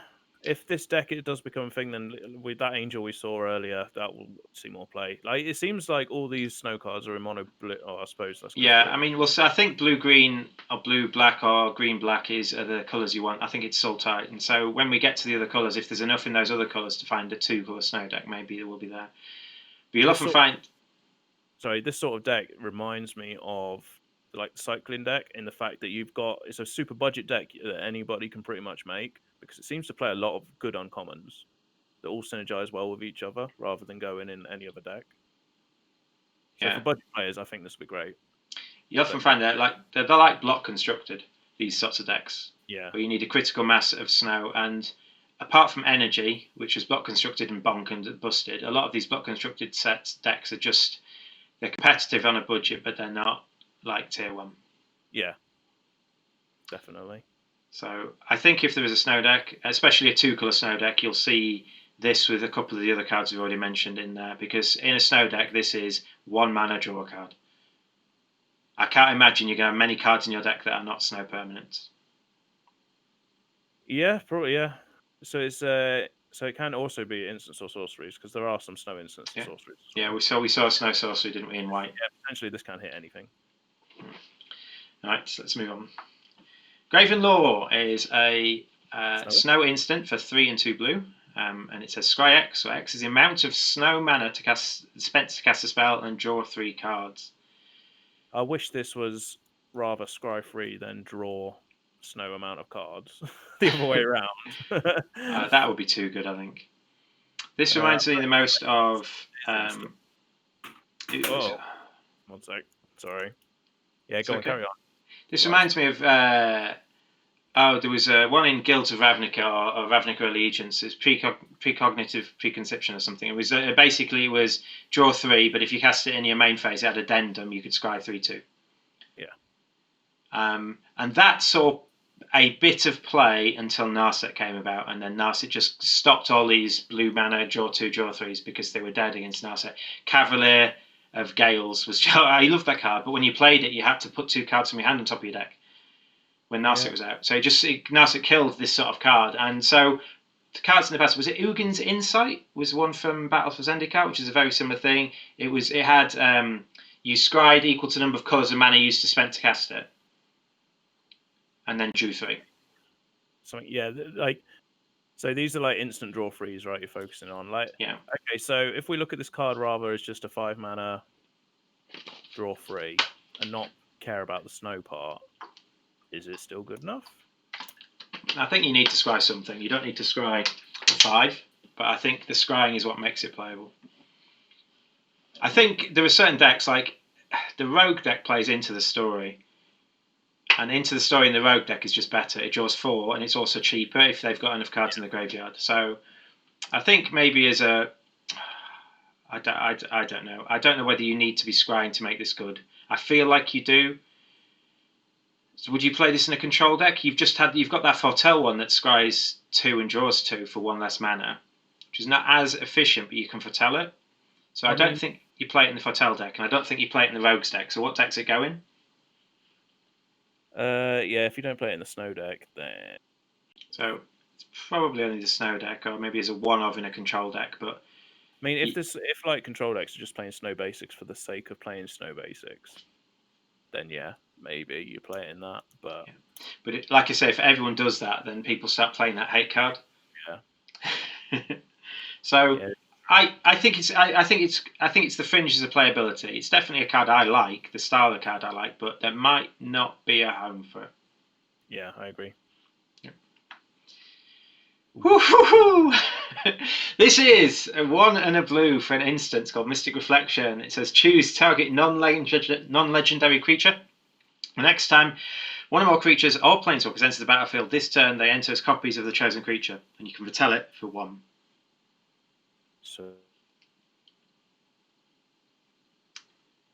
Hey, Aaron, you still This there? is very creature. Yeah, still here. Sorry, yeah. So yeah, this is fantastic. The fact this hits planeswalkers as well. Oh my god. Yeah. I mean, you play this in any deck, right? And I Yeah. don't think you even need to foretell it to be good. I mean, you foretell it if you've got nothing to do, and that means you can hold up 1 blue instead of 2. So I think you're right. I think foretelling it just allows you to hold up less mana to cast it later. If you've got literally nothing better to do, I'd foretell it, sure.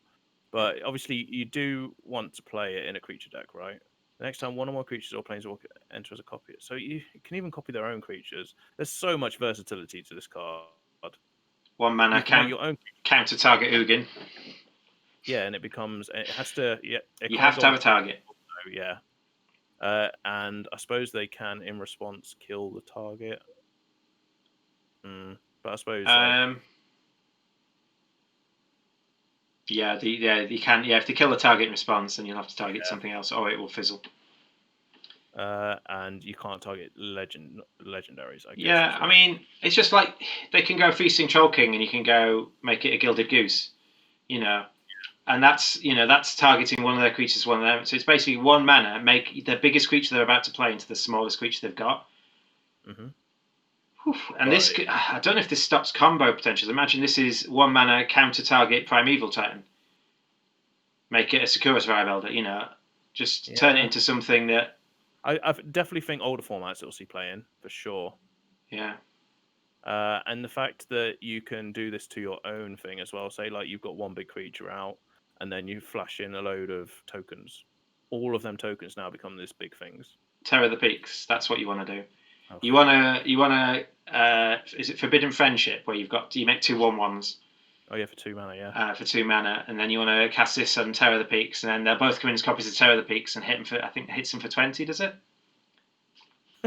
Yeah, I could see this in a Terror of the Peaks deck, definitely. Yeah, I think so. Cool. Yeah, that's my main home. Some sort of Is It Terror the Peaks deck. But yeah, this will see play. It will be janky. You'll get aggrieved when someone does it against you. They'll have 1 blue mana left open or something, 2 blue mana, and you're about to cast your game winning spell, and they're not playing counter spells, and all of a sudden your game winning spell becomes a 1/1 or whatever. Whew. Yeah, it's good. This is powerful. Yeah, this is like multi-format card. This one, arguably one of the best cards in the set, I think. Yeah, good card. Talking about good cards, we've got Orvar the Orform. There seems to be a theme in blue about tokens at the moment, but Orvar is a 4 mana shapeshifter for 3 and a blue. It is a changeling for 3/3 changeling. It's whenever you cast an instant or sorcery spell, if it targets 1 or more other permanents you control, create a token that's a copy of one of those permanents. And when a spell or ability an opponent controls causes discard this card, create a token that's a copy of target permanent. So, I just want to skip to that last ability to start with, because the first ability is insane. But that last ability, so against like Croxa, if they turn 2 Croxa you can discard this and ramp yourself. This now becomes a land. At worst, yeah. You don't even discard it. It's basically they go Croxa and you put a land into play is effectively what's happened. So you've ramped yourself a whole turn there, which is fantastic. Like you've got so much value there. But yeah, the first ability. This is such a cool card. It reminds me a lot of Fassa, because I think you want to play it in some sort of deck that can abuse ETBs. But then I suppose you've got to sort of balance the instant sorceries with permanents you're actually playing in your deck. Yeah, the card I was thinking of that works extremely well is Sublime Epiphany. Yeah. Sublime Epiphany's got like 5 modes or something, 4 modes, and you can pick them all. So you wait for them to play a spell, you counter it, and then you make a copy of one of your guys, and then this makes another copy. Mm-hmm. of one of your guys. It's really good, but it's not itself. So you need some other stuff out, and you can't make copies of Thassa because Thassa's legendary, and so you've got to be very careful. I can't think of a current deck it goes in. It feels like more of a build round. It's one of those things that if you have this as a build around and this is your only payoff or your main payoff, that it might not be a tier 1 deck. Yeah, I think also it's a new commander that I think a lot of people would like to build around. And from a commander point of view, I think this is a very good card. In the 99, in a certain like Bruderclad maybe is the first deck that sort of springs to mind. You've got like a few of the cards from Ikoria and stuff that's like, make target creature you control a 4/4 to the end of turn and stuff. And that's the sort of thing I can see you doing with this. You're playing some creatures and then you're using this to kind of duplicate the creatures you've got whilst pumping your creatures. Reminds me a little bit like how Zada played out. Because Zada copied the spell, didn't it, I think? So it targeted all of your guys. It was a Zada, I think. Oh, yeah, the Hedron Grinder from, yeah. So Zada, if you targeted one of your guys, it copied the rest. No, if you targeted Zada, it copied to the rest. So you could give Zada double strike and everyone got it. It reminds me of that sort of deck where you've got to balance the amount of cheap instants and sorceries with the permanents you're playing. And I think finding that balance, I think, could be quite tough. But if you didn't have Zada, the deck wasn't that good from memory. So yeah, I think this is super powerful. Doesn't have a slot it goes into currently. I think you have to build around it. But having it as a sideboard, when it copies a pump creature, it copies its base stats to the pump stats. It copies the base stats, I believe. Yeah, I think so, yeah. And the second part of the card is just flavor. Well, the thing is, if you target it with the pump spell, this will trigger first, and it will copy the creature before the pump spell's taken effect anyway. So someone's asking in chat, so hey, Hoaxkey. I think, what was I going to say? Oh, yeah, I think, because you've got Rankle and you've got Croxer.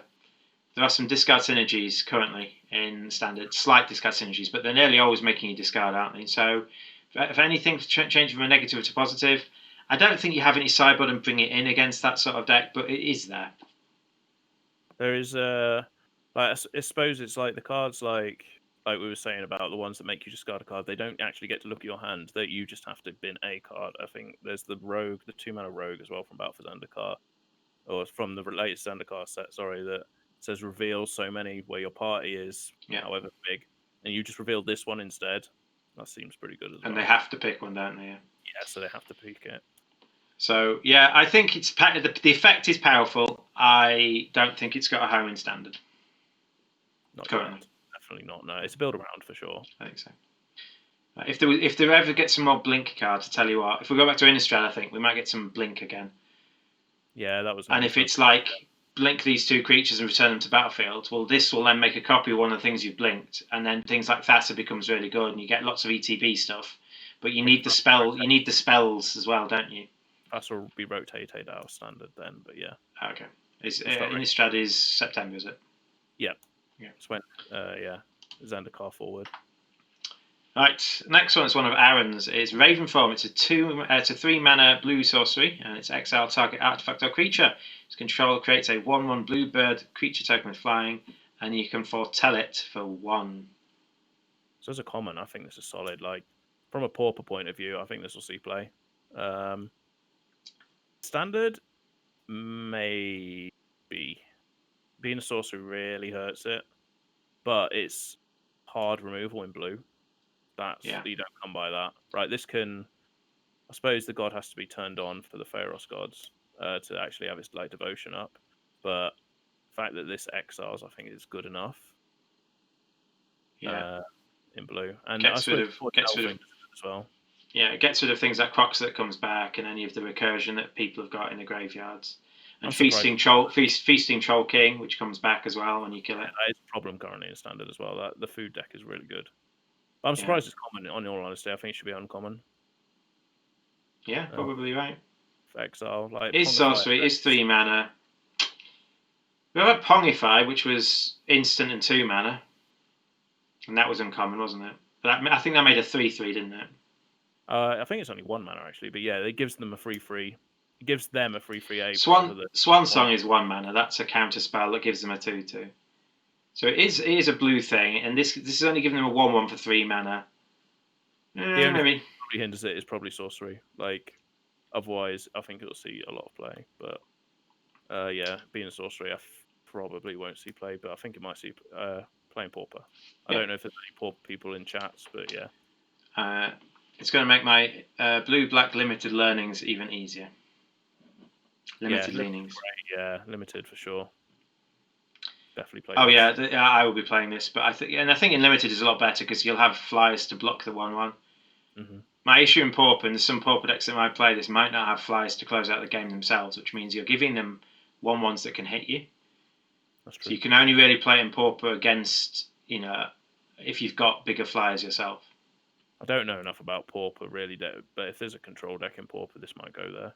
Maybe I have a fairies deck. Maybe I could play it in that. Yeah. Okay. So yeah, that's my bit on that card.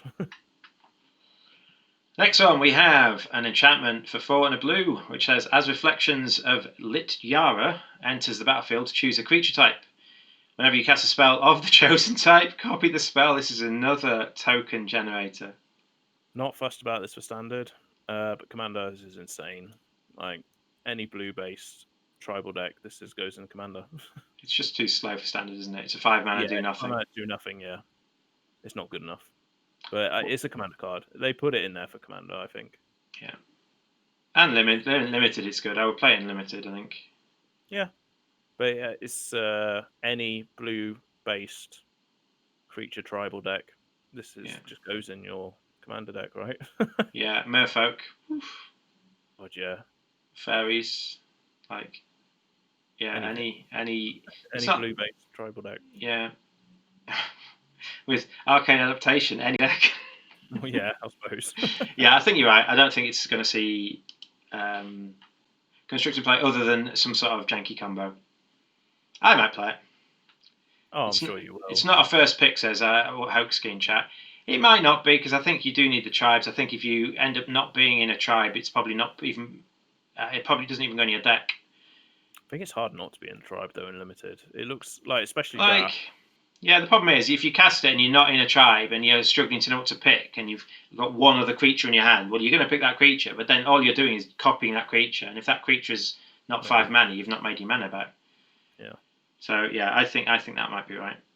But if I've already started going to, like, is it giants? This is really good because you're copying giants, which are pretty big creatures. This is the card I was talking about earlier. It says, saw it coming. It's 1 and 2 blue, counter target spell at instant. It has foretell for 1 and a blue. So yeah, this is the other trap card. So you foretell the draw card, or you foretell this on turn 2. Your opponent does not know which one it is, and will have to play around it. And I think that's great, especially if if they make the wrong choice. It's so good. Yeah. And you can also foretell the Wrath. Like blue-white control, I can definitely see this, the Wrath, and this draw cards probably being a 4 of. It probably goes, if it does exist, in the Foretell deck, which is a bit more creature-based, like the temporary Foretell deck with that Flash Unicorn or whatever it was. Mm-hmm. And I think because you can foretell this for 1. Yeah. And then at the end of that turn, you can just foretell a few things. And then you've just got 2 or 3 things sitting in your exile zone, which are basically, if you've previously foretelled this is a counter spell for 1 and a blue. And then the card draw one is draw 2 for 2. It's just, and scry as well. It's insane. So if you can foretell them on the cheap at instant speed, these become very powerful. It's definitely going to be one of the first decks I build for the new standard, I think. Can you foretell in end step? It says during your turn. I think you can. Yeah. Yeah, so you can foretell at instant speed on your turn only. But there was a card we were talking about earlier that allows you to do it on anyone's turn. But you can't foretell something and then cast it at the same turn. Foretell does use this deck, I imagine, because you could probably stifle it. Yeah, I would have thought so. Yeah, it's an ability, isn't it? Yeah, I think I'm sure Morph did, didn't it? And I think so. Morph was weird, but I think Foretell uses a stack. Mm. All right. And that's it for blue. Have you got a favourite blue card, Aaron? I really like that last uncommon. Mystic Reflection, I think, is the most powerful blue card. Yeah, that's probably my choice, is Mystic Reflection. Thematically, I like that the best, I think. I personally like the combo of the common and the uncommon. of the Foretell cards. I just want to play so many mind games with people. Yeah, I think my favourite card will be Mystic Reflection, my most powerful card. Definitely, yeah. Definitely, yeah. I'd say it's most powerful. It's not my favourite card, but it's definitely the most powerful card from that. Okay. And your favourite is?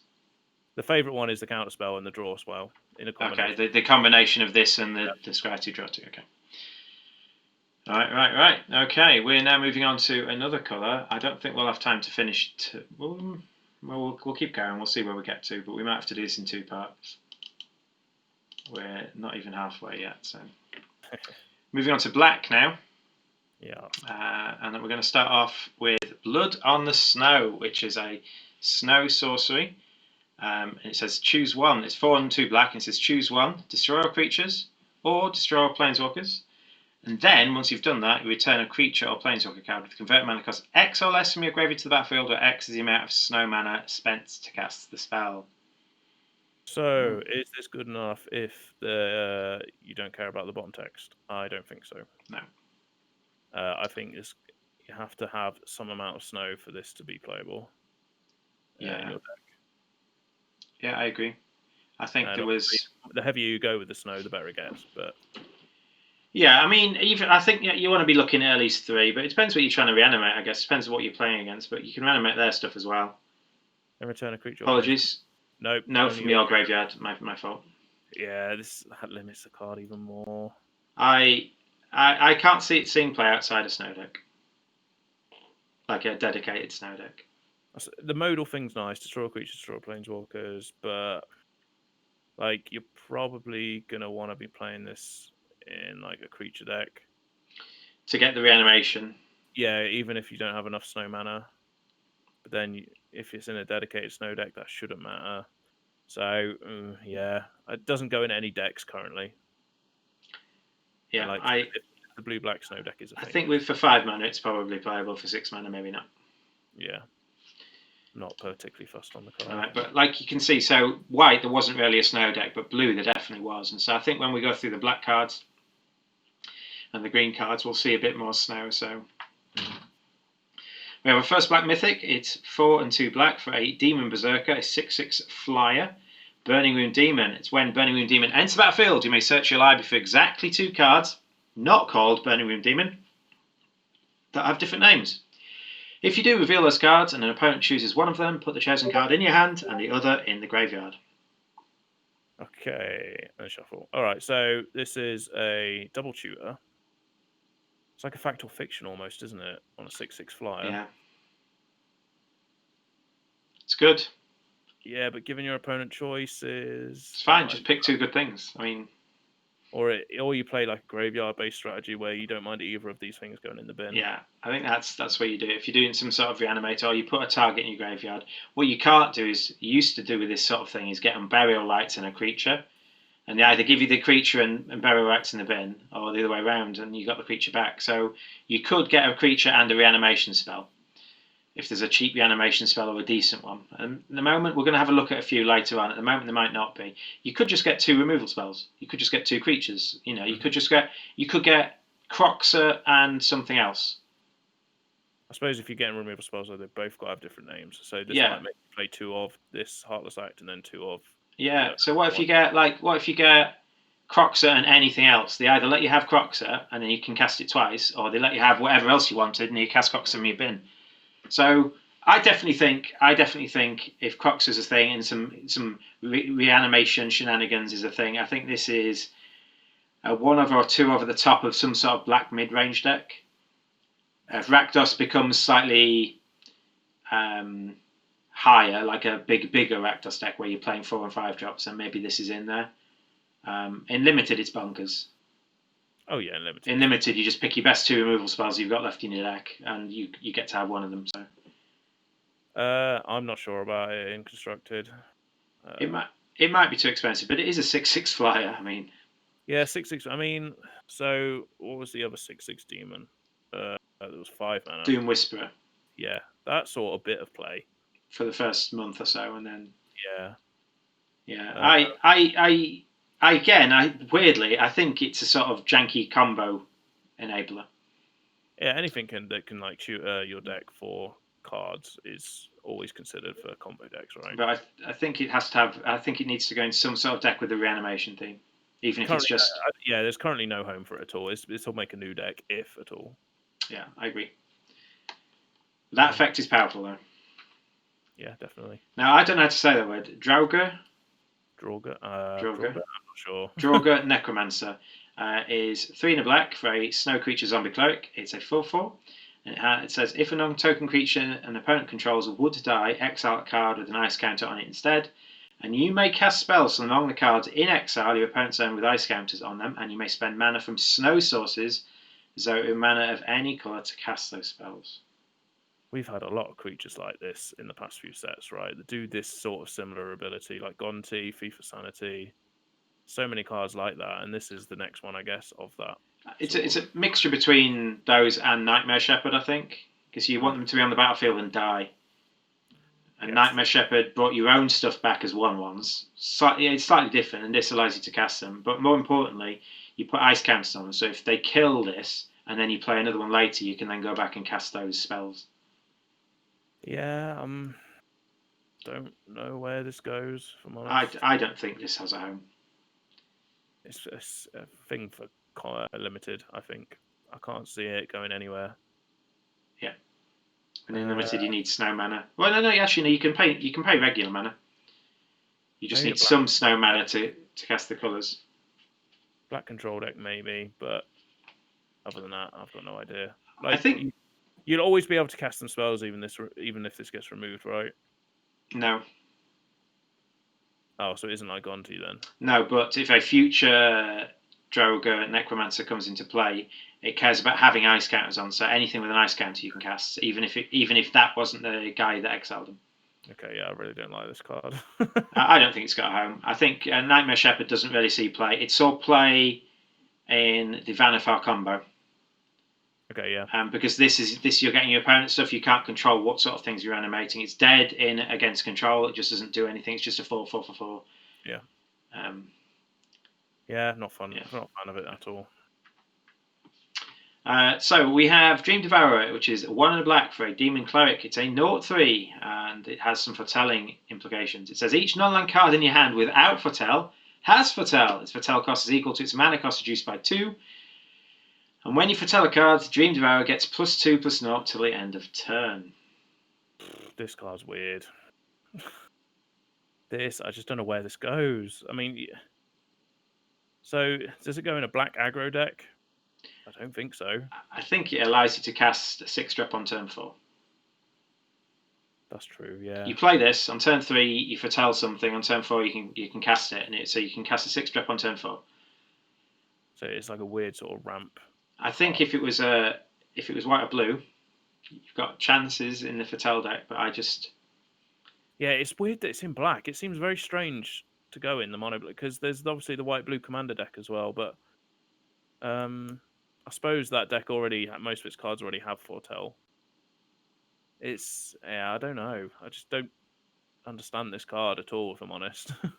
Yeah, I neither do I. Neither do I. So you cast this, and on turn 3 you untap, and you've got a 3-drop. Well, you're not going to foretell that, are you? Well, I suppose you can. You can foretell it and cast it straight away. Yeah. Actually, wait. So let's say you've got like a 3-drop Berserker or something. On turn 3, you foretell it for 2, and then cast it for 1. Yeah, that's true. And then you give this guy. Then it's a 2/3. It doesn't do much. I don't see a home for it. I suppose it's a cleric, maybe. Maybe it goes in the cleric deck. Yeah, but why would you need to foretell them? They're all so cheap anyway. I know. Unless you were playing a defensive cleric deck that wants to buy you time against aggro, maybe. I'm not sure. I don't know. Just play the 1/4s. Like you've got 0/4s and 1/4 clerics. Why would you play this? I know. This card is very confusing to me. Yeah, seems weird. It's a rare, I think. Yeah. Would not first pick that in draft. It might have some implications. It might allow you to ramp to some big things earlier than you could. That's all I can really see jumping out. You can multiple foretell things. Have a few things in foretell and then double foretell in the same turn. Yeah, so on turn 4 you can foretell twice, and then turn 5 you can cast both those cards, but then you've only got a 4/3. It's that you've gone through a lot to get. And it's only for that turn, yeah. Yeah. So I Not fun. yeah, not fun. If you got a +1 counter every time you're told, maybe that might be different. We have our first black god. It's Egon, God of Death. It's 2 and a black for a 6/6 Death Toucher. What's the downside? Well, the downside is the beginning of your upkeep. Exile 2 cards from your graveyard. If you can't, you have to sacrifice Egon, but you get to draw a card. This is good. I like this. This is, I suppose, if there's like a mono black aggro deck that are playing against rogues, this is brilliant. Like against rogues, this is so good. Yeah. But like, I guess the removal that rogues have will kill this anyway, won't it? Yeah, definitely. But the fact that you can start ripping cards out from your graveyard and start turning off their eight cards in your graveyard sort of matters thing, I think is good enough. Reminds me a bit of Rotting Regisaur, was it 7/6? Yeah, you had to discard a card at the start of your upkeep. Yeah. Yeah. I actually think this is worse. Yeah, Rotting Regisaur saw a bit of play in like black aggro decks. Yeah, because they didn't mind getting empty-handed, but this, when you in black aggro decks, you kind of wanted your graveyard because often some of the stuff in your graveyard was reanimatable. Yeah. So I think if there is black aggro decks in standard, this goes in the sideboard if rogues stay as a deck. Yeah, if rogues maybe. as a deck, I'd definitely bring this card in. Yeah, maybe. I don't think you main deck this. I don't think it's good enough. I don't think you're self-milling enough. But it's got another side. How do you self-mill? Well, you can play this on turn 1. It's a Throne of Death for 1 black. And at the beginning of your upkeep, mill a card. You can pay 2 and a black to exile a creature card from your graveyard to draw a card. So, maybe in Commander, so you can now play this on turn 1, right? I actually prefer this to the other side as a card. Graveyard keep mill a card. Yeah. Yeah, if you're playing some sort of graveyard-based deck, you can always just turn the creature you can't reanimate into a card. This is cheaper than...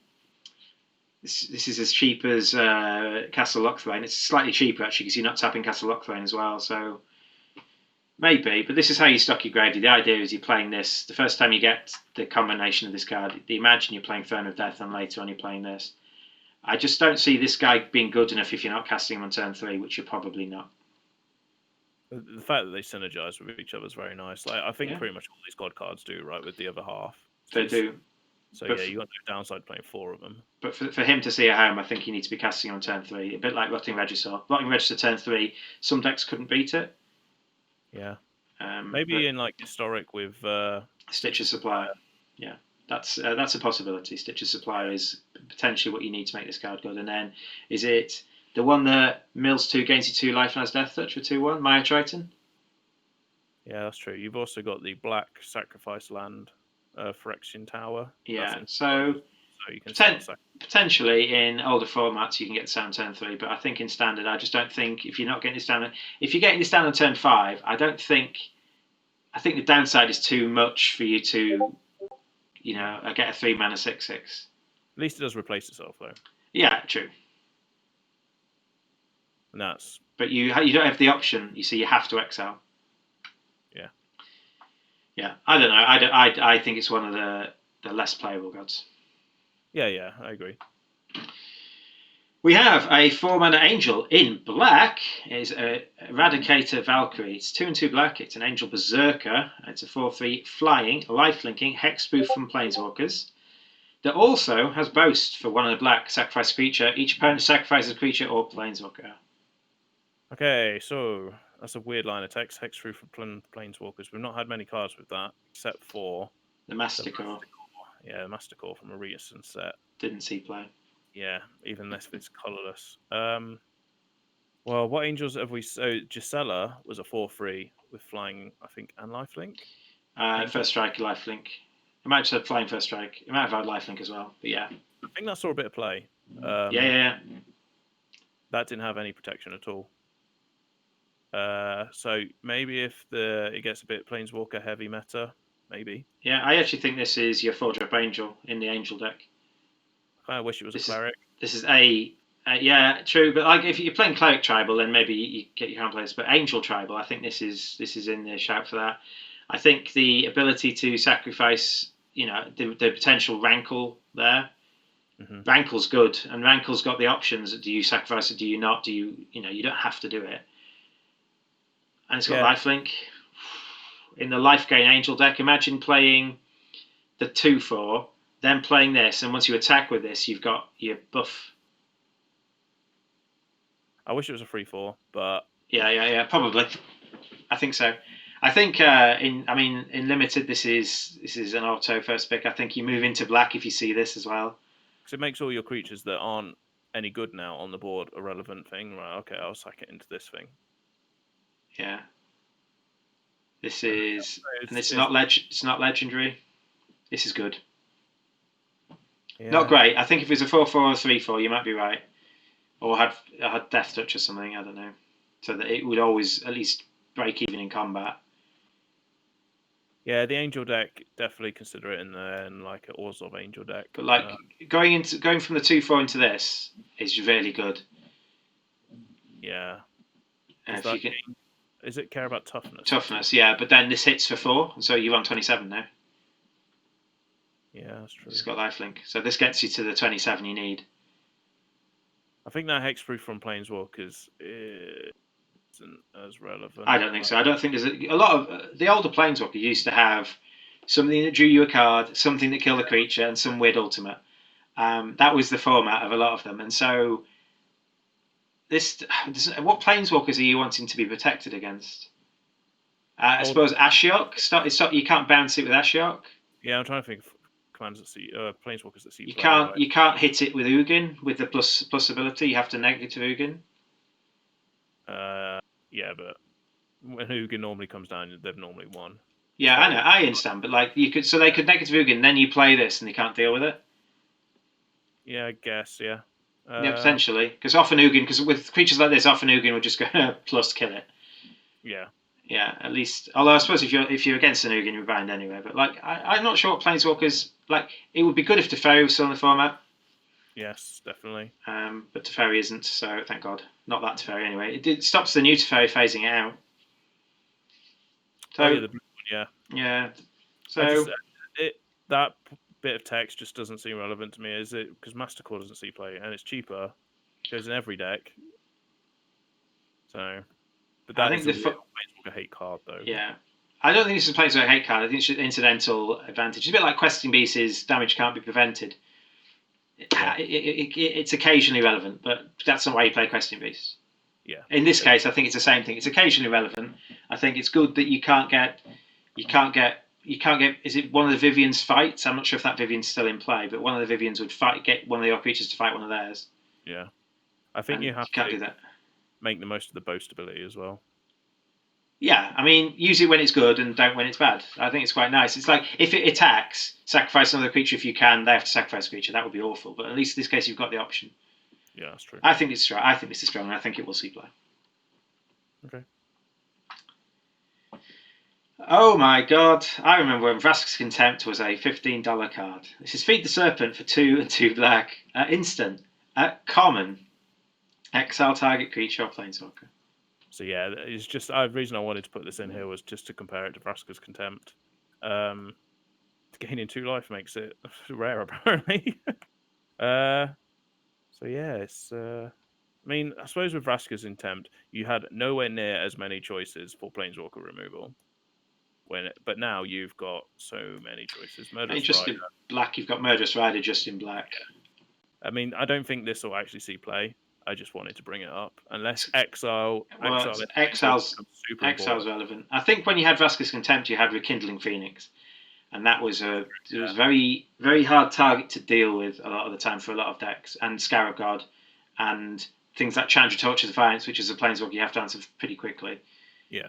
So I think Vraska's Contempt was expensive because it was the only good answer across a lot of different threats. Yes. I think we've got more answers now. Elspeth Conqueror's Death, just in black, Murderous Rider. I'm not sure there's that many things where Exile's relevant, other than like Heliod and... It's when War of the Spark was also in Standard. Yeah. So now War of the Spark isn't in Standard. Planeswalkers aren't everywhere. Like, oh god, Nissa. Ugh. Flashbacks to that card. Yeah. This is good. It probably will see play in... Will it see play in Pauper? 4 mana's a I lot. honestly don't know what Pauper for. Like what. I'm trying to think. I've got a blue-black Pauper deck, and I'm trying to think would I play this, and I'm like, I'm not sure what threats it would be answering. Yeah. There's a couple. There's a couple of cards that regenerate, but I've got them in my deck, and no one else seems to have them. So. Okay. I don't know what Pauper Met is like at all. It's good. Nick infinite combo against me. He made an infinite amount of saplings. I'm like, what? Right, okay. Moving on. Poison the Cup is 1 and 2 black for an instant to destroy target creature, and if this spell was foretold, scry 2, you can foretell it for 1 and a black. So again, if the Esper control, like now we dip into Esper control, right? So you can foretell something on turn 2. This could be another one of them cards that you can foretell, and they start having to play around it. Because it's an instant. All the instant foretell spells, I think, should be considered to be constructed playable. If the foretell cost is like comparable to another foretell card at instant speed. So the most comparable I can see this is Murder. Now Murder, not really ever seen constructed play, but it's fringe at like tier 3 or something. But this scries 2 if you foretell, and that's actually not ridiculous. Scrying 2 is like drawing a card, maybe. So yeah, I think this goes in the foretell control deck. Personally, it's a deck I'm really excited to make, and it's easier on the mana base as well. So you don't have to have double black to cast it if you foretell it. You just spend an extra turn on basically your turn 2. I think a lot of the other foretell cards, the foretell cost total is equivalent to the mana cost of the card. So in the cards draw one, where you're scrying 2 and drawing 2, that was the case. In this, it's not. You're paying 1 more mana. Mm-hmm. So I think this is my least favourite of the foretell cards you've shown me, thinking they might be in the deck. Yeah, it just put you into a third colour as well. Well, why wouldn't you just play Eliminate or Heartless Act, or a combination of the two? You're paying a lot more mana to do this. Yeah, I suppose it is. Scry 2 helps a bit, and yeah. Without the Scry 2, I don't think this is playable. There's sometimes like Heartless Act doesn't, if they've got like the Great Henge down or stuff like that now, and the Heartless Act just doesn't work anymore. There's been times where I've had to like play in a mix of Heartless Act and the one that kills CMC 3 or less. Yeah, I think if you're worried about the Great Henge, you should be playing Wraths though, shouldn't you? Shatter the Skies and Doomscar. Yeah, another card I wanted to mention anyway. Yeah, that's fine. I can see why. And I think if you are in the Foretell deck, like Esper Foretell, where you get a lot more bonuses for foretelling things. I mean, that could be another one of them sort of decks as well, like Cycling, where it's a budget deck to make because it's got a lot of these cool uncommons. So yeah. All right. Going to move on. We have a 3-mana instant, Rise of the Dreadmarn, for 2 and a black, and this is create X 2/2 black zombie berserker creature tokens, where X is the number of non-token creatures that died this turn. You can foretell it for 1 black. So I like this card a lot. It's another anti-board wipe card. So they board wipe. Okay, well now I do this. Even at 3 mana, I think this is great. And then the foretell thing, doing this for 1 black, really good. I know you're quite big on this card. Yeah, my first thought was in Commander. I understand. In Commander, on turn 2, you foretell this. And at some point late in the game, someone will board wipe and kill a stupid amount of creatures, and you go, "Oh, you've just board wiped." 1 black. And 1 black, and it says non-token, so you can't abuse it, but you can get a lot of zombies off this. Now, I imagine the same is true in Standard. If you're playing against a deck with Doomscar, or Wraths, or Shatter the Sky, or whatever version of Wraths they're playing, then definitely have this. And even if you're getting 2 zombies, like a 3 mana, make 2 2/2s, absolutely playable. So once you're getting more than 1 creature, this is absolutely playable. And if it rebuilds you after a Wrath, it's really good. Is there a zombie lord in the set? There's a snow zombie. Nazri, is it Nafri? We'll see later. But but also, would you play this in a deck with a Wrath? Imagine. Told it, yeah. Yeah. Well, so I think in a deck where I'm playing Wraths, I would probably have this in the sideboard, and the idea being I'd foretell it, keep one black open, and when I wrath, I play this, and I have a board of creatures. Yes, yeah. I don't think I would play this in a control deck main board. No. So and I don't think I'd play this in a creature deck main board. I think it's a sideboard card. Yeah, so like you're saying, it works well with wraths if you're playing them, because you can get, no matter how many creatures die, even if they're not the ones you control, you then get the zombies. Yeah. I wonder if it's going to be playable in Cleric's like aristocracy deck as well. Potentially, yeah. I think I like how the foretell cost is also the same amount as what the CMC card is. This is what cost it. If it was 1 and a black for foretell, I don't think it's worth it. I think it's really good, and just foretelling it and then keeping 1 black open for when it becomes good. When you're getting 2 or more zombies from it, it then becomes good. And especially if the board is clear and you're getting 2 zombies, it's very good. So yeah, instant. I can see it definitely having a home in a lot of creature decks that are like in black that actually care about playing against control decks. Do you play it main board? Maybe if the control picks up in the meta, maybe. One of maybe. I don't know if you're playing. Or even if you, like you say, if you've got aristocrats deck where you can sacrifice multiple things in one turn. Like Woe Strider, maybe you play it in that as well. You can play in some sort of like a Rakdos Woe Strider as a 2-of. Yeah. And you can yoink one of their things, sack a goat, sack something else, sack Woe Strider itself or something, and then just bring back a board of zombies. Yeah, for sure. Maybe. It's a pity Mayhem Devil's gone. Yeah, Historic will love it, I'm sure. Historic will try and figure it out. We have next an Elf Berserker for 1 and a black called Skemgar Avenger. It's a 3/1 that has whenever another non-token elf or berserker you control dies, you draw a card and you lose 1 life. So this is the first like proper elf tribal card I think we've seen so far. If there's an elf deck in standard, sure. It's like a Midnight Reaper, but Midnight Reaper did trigger itself. This doesn't trigger itself. Because Midnight Reaper didn't get. Yeah, Midnight Reaper also said non-token as well, I believe. It did, yeah. But yeah, the fact that this doesn't trigger itself, and it only goes in the elf deck. Yeah, it's 1 mana cheaper though. It's a 3/1 instead of a 3/2. It's 1 mana cheaper, but I think most things are dying to stomp anyway. So the one toughness maybe just probably can't attack. So you can't attack and get a card off it. I don't know if there's a berserker deck. Bear in mind some of the angels. Where have they gone? I've forgotten where it's gone. Demon Berserker, Angel Berserker. This is Angel Berserker, yeah. So some of them, there are some berserkers, and there's some of the sagas, but a lot of the berserkers, like you see, so this makes zombie berserkers. Mm-hmm. That's true, yeah. So, but this is non-token, so I think there's a bit of a non-bow with some of them. Some of the sagas make berserkers as well. Yeah. But I think you need enough non-token berserkers for this. I think it's more likely to go in an elf deck. I agree, yeah. Especially if you can play like a load of mana. And I just don't like it turn 2 because it dies to stomp and doesn't replace itself. Yeah. Agreed. Midnight Reaper saw a lot of play though, so I imagine this will see some. It was better than this, but yeah.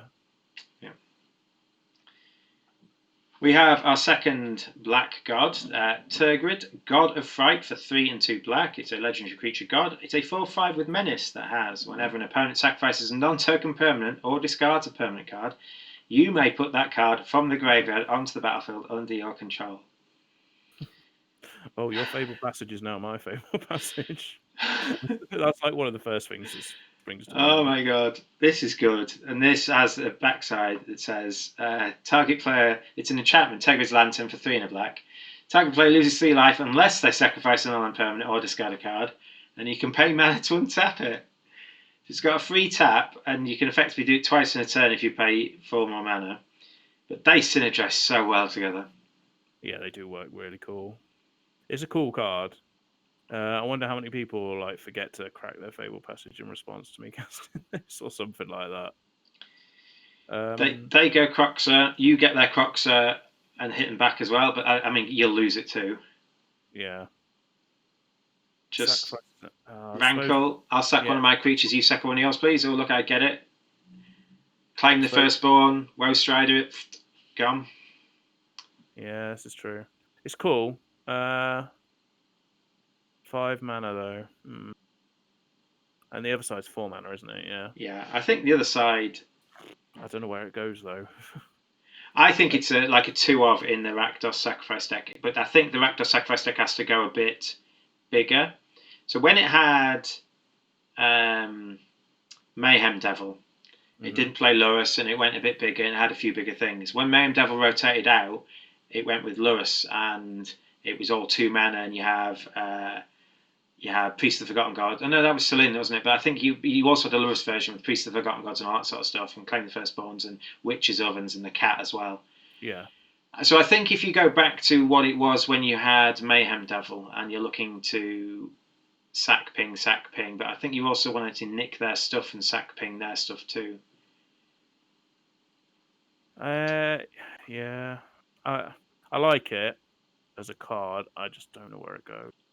Yeah, possibly. I maybe you put it as a one-off, but I think the advantage to playing Lurrus currently maybe outweighs the fact that you can't. If you play Lurrus, you can't play this. I know, like, it isn't a popular format, but Brawl is also on an arena. I really like this as a Brawl commander. I think Commander in general, I think it'd be good. Yeah, it's a pity as a Commander in general, you can't get both halves out. Yeah, that's true, because you can't play the other. Yeah, you can't. Yeah, so you can't get both of them working. I like that target player loses 3 life. It's like the. Oh, I tell you what, in limited, I would play it for this side, wouldn't you? Oh yeah. Lose 3 life, untap it, lose 3 life. Okay, you'll go. Yeah. Okay, you can hit him for 6 life a turn effectively until he starts sacking things. Oh, it has to be a non-land permanent as well. Oh, they can't get rid of their lands. Yes. Wow. Yeah. Okay, I think that's in limited. I wouldn't play this side because I don't think you get the triggers. I think in limited, I'm playing the Lantern. Yeah, I agree. You're blightning them every turn or whatever Lightning did. Yeah. Yeah. Yeah, it's really good. I like it. Okay, next one is a legendary creature called Varagoth, the Blood Sky Sire, for a 2 and a black. It's a demon rogue. It's a 2/3 with Death Touch that has a boast of a 1 and a black. Its target player searches their library for a card and shuffles their library and puts this card on top. I agree, Hoaxkey. I'm not sure about this card.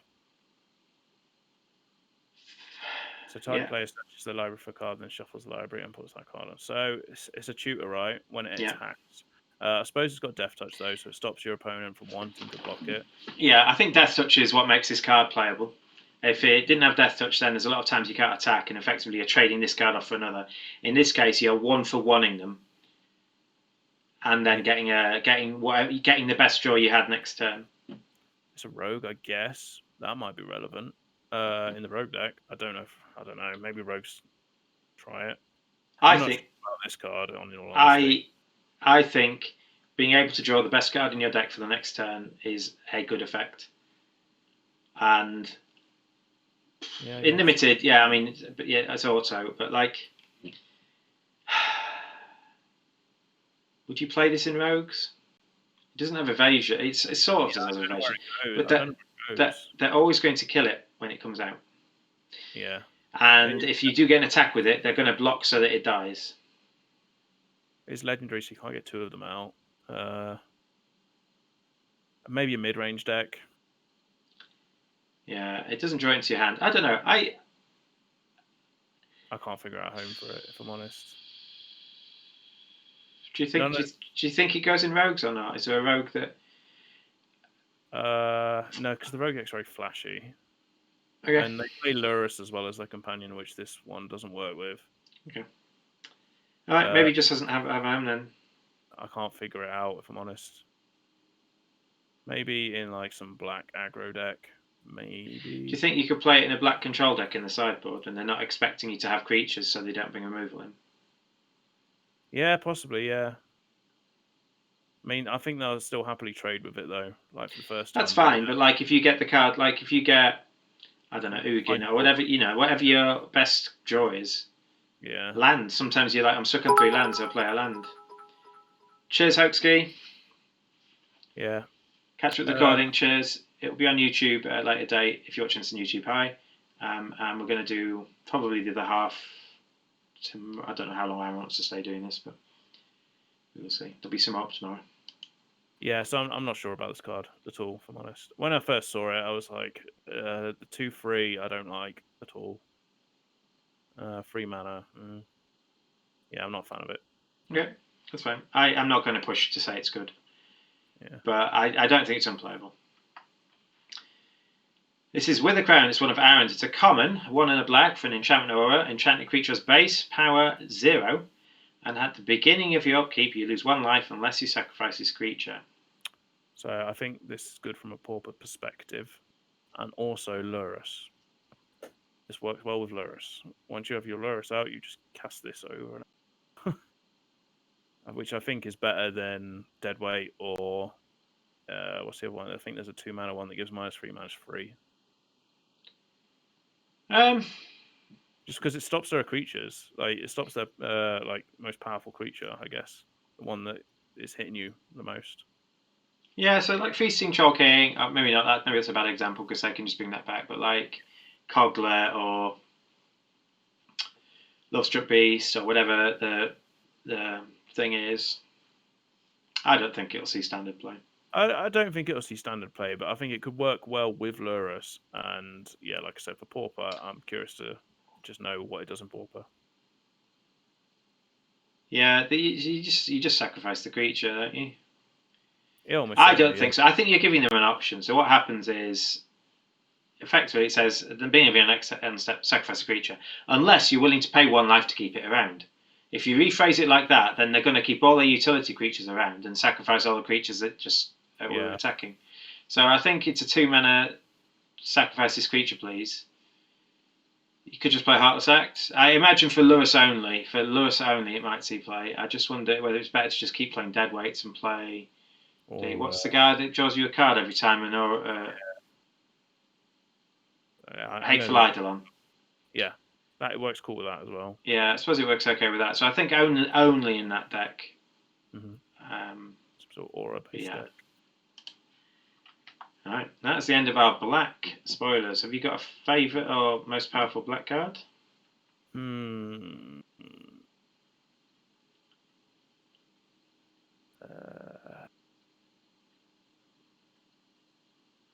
No, if I'm honest, there's nothing here. I'm gonna go with the Angel for me. I think I will be building some sort of Angel tribal. I think maybe the zombie one, the anti-ball bike one. I think that's probably my favourite. Okay, that might see more play than the one I've picked. Yeah, I think this fits in more decks. I think black looks like there's no busted cards in black. I think that is a brilliant commander. That's such a good commander. Cool card for sure. What's the one that the Planeswalker from Commander Legends, Tevish Stat, is it? Yeah. Which cared about sacrificing things, didn't it? Mm-hmm. You made some thralls and then you sacked yours and they had to sack some of theirs, and so you get all those stuff. It's really good. But this is your commander. There'll be so many things in black. I have a Tiny Bones Brawl deck as well, Historic Brawl, that this card goes right into, or even replaces Tiny Bones. Yeah. So black's not overwhelming me. I think white's the strongest colour so far that I've seen. Yeah, I don't think black is particularly a good colour for this set, but okay. Are we doing another one? I don't mind. Your call. So what, we got red, green, multicoloured. Lands. Well, we're going to be definitely having to do another stream tomorrow. Yeah. So let's have a look. So red and green are the same size. Multicoloured. There's more multicoloured. So maybe we do red and then do green, multicoloured, and lands tomorrow. All right. Yeah, we'll do red now then. Okay. So we start our red with a legendary creature called Arnie Broken Brow. It's 2 in a red for a human berserker. It's a 3/3 with haste that has boast 1 mana. You may change Arnie Broken Brow's base power to 1 plus the greatest power among other creatures you control until the end of turn. Okay, so 3/3 for free with haste already is piquing my interest for mono red. And the boast thing, so he makes it so he can always be the biggest thing you control, right? God, that's good with Anax. Yeah, you go something like you're red guy into Anax into this, and on turn 4 you can attack with this with haste, and it's 1 bigger than Anax. So it's like a 6/3 or something. It's pretty good. I like good it. in aggro deck. Might go in the Berserker deck. I think there's some of the Berserkers we have missed uncommon, so we're not going to look at the whole Berserker deck. But I think Angels is the most likely tribe to come out of Kaldheim, and I think Berserkers is second. Okay, yeah, maybe Berserkers and/or Warriors. I think there'll be. I think they're the aggro decks, definitely. Yeah. I think Warriors already, because it has a lot of the support from Zendikar. Yeah. Yeah, I like this card though. Like, there's 3 mana haste things for free. Like a 3/3 for free with haste sees a lot of play in like other. Trying to think what other ones there were. Captain Lannery Storm, I think, was one. That was a 3/2, I think. I think it was just a 2/2, but it saw play. Oh yeah, it was a 3/2 because you always made a treasure, and then you could always make it a 3/2. Yeah. So yeah, it has to have haste, I think. Kari Zev effectively was a 3/3. Yeah, that's true. Effectively. She was 2 mana though. Yeah. So yeah, I think it could see play. I'm not sure what it would replace in the mono red deck. Yeah, does it replace Anax or Bone Crusher Giant? Probably not. No. So until like Throne of Eldraine rotates, maybe, and then you lose Anax and Throne, Anax and Bone Crusher. So maybe it's mono red for a year's time. Yeah. That's right. Next, we have the card we're probably going to disagree about the most. Virgie, God of Storytelling for 2 and a red. It is a legendary creature god. It's a 3/3. And it has, whenever you cast a spell, add a red mana. Until the end of turn, you don't lose this mana as steps and phases end. Creatures in control can boast twice during each of your turns rather than once. Okay. And it has a backside as well. So the backside is Harnfell Horn of Bounty for 4 and a red. It's a 5 mana artifact that has discard a card, and you can exile the top 2 cards of your library, and you may play those cards this turn. So this is the card I mentioned to Steve about. If there is a card that is bannable in this set, it might be this one for Legacy and older formats, just because it works quite well with Storm. So going up mana in Storm is really good. Admittedly, it doesn't draw cards or anything. I think the boast part of it is just for limited purposes. Or if there's a boaster deck, which there might not be. This is your payoff for boasting. I think you need another payoff for boasting. This is your payoff, I think. But you have to pay the mana, right, for doing the boast again.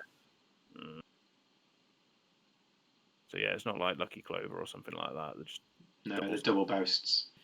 I don't think. Yeah, I looked at Storm, and Storm can win on turn 3, like easily in Modern. Sometimes it can win on turn 2, but in turn 3, it's got hands it can win on.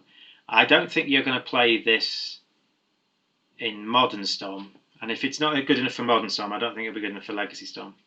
Yeah, that's fair. That was my argument for it, and I think if it's not going in Storm, what deck does it go in? Well, it reminds me a lot of Runaway Steamkin. Yeah, definitely. If you cast enough cheap spells, Runaway Steamkin kind of paid for those spells itself.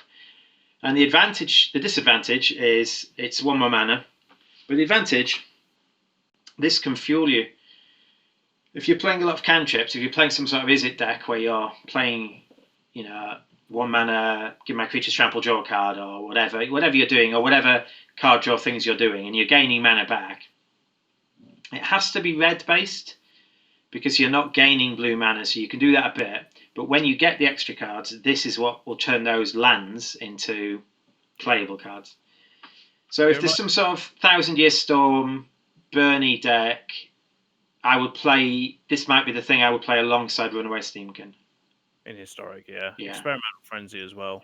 That's what this reminds me of a bit of Experimental Frenzy. It gives you the card advantage, and effectively this allows you to churn through Experimental Frenzy whiffs. So if Experimental Frenzy, you've got both of these out, you're just gonna until you run out of mana, you're gonna keep going, aren't you? You can also play cards in your hand as well, which Experimental Frenzy is like 1 pop in that card. So I think it's good in some sort of spell slingery deck. Yeah, for sure. Okay, I'd try it in standard.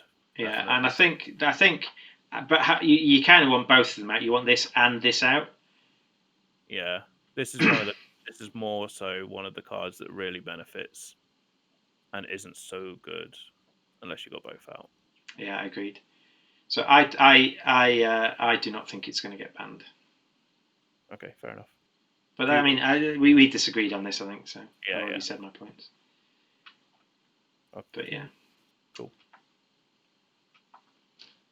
Calamity Bearer is a 4 mana 2/2 red giant berserker creature with a 3/4 that has if a giant source you control would deal damage to a permanent or player, it deals double that damage to that permanent or player instead. Okay, so it has to go in a giant deck, otherwise it's a 3/4, right? Yeah. That's it. Yeah, so it goes in the giant tribal deck. Again, Yeah. this is another sort of, which we're assuming is going to be red-blue.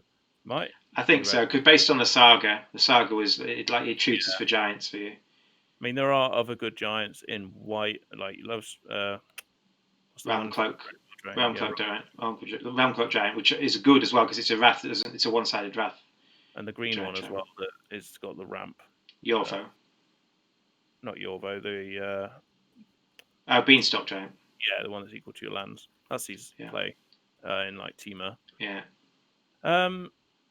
So yeah, it has to go in the giant deck. That's it, really.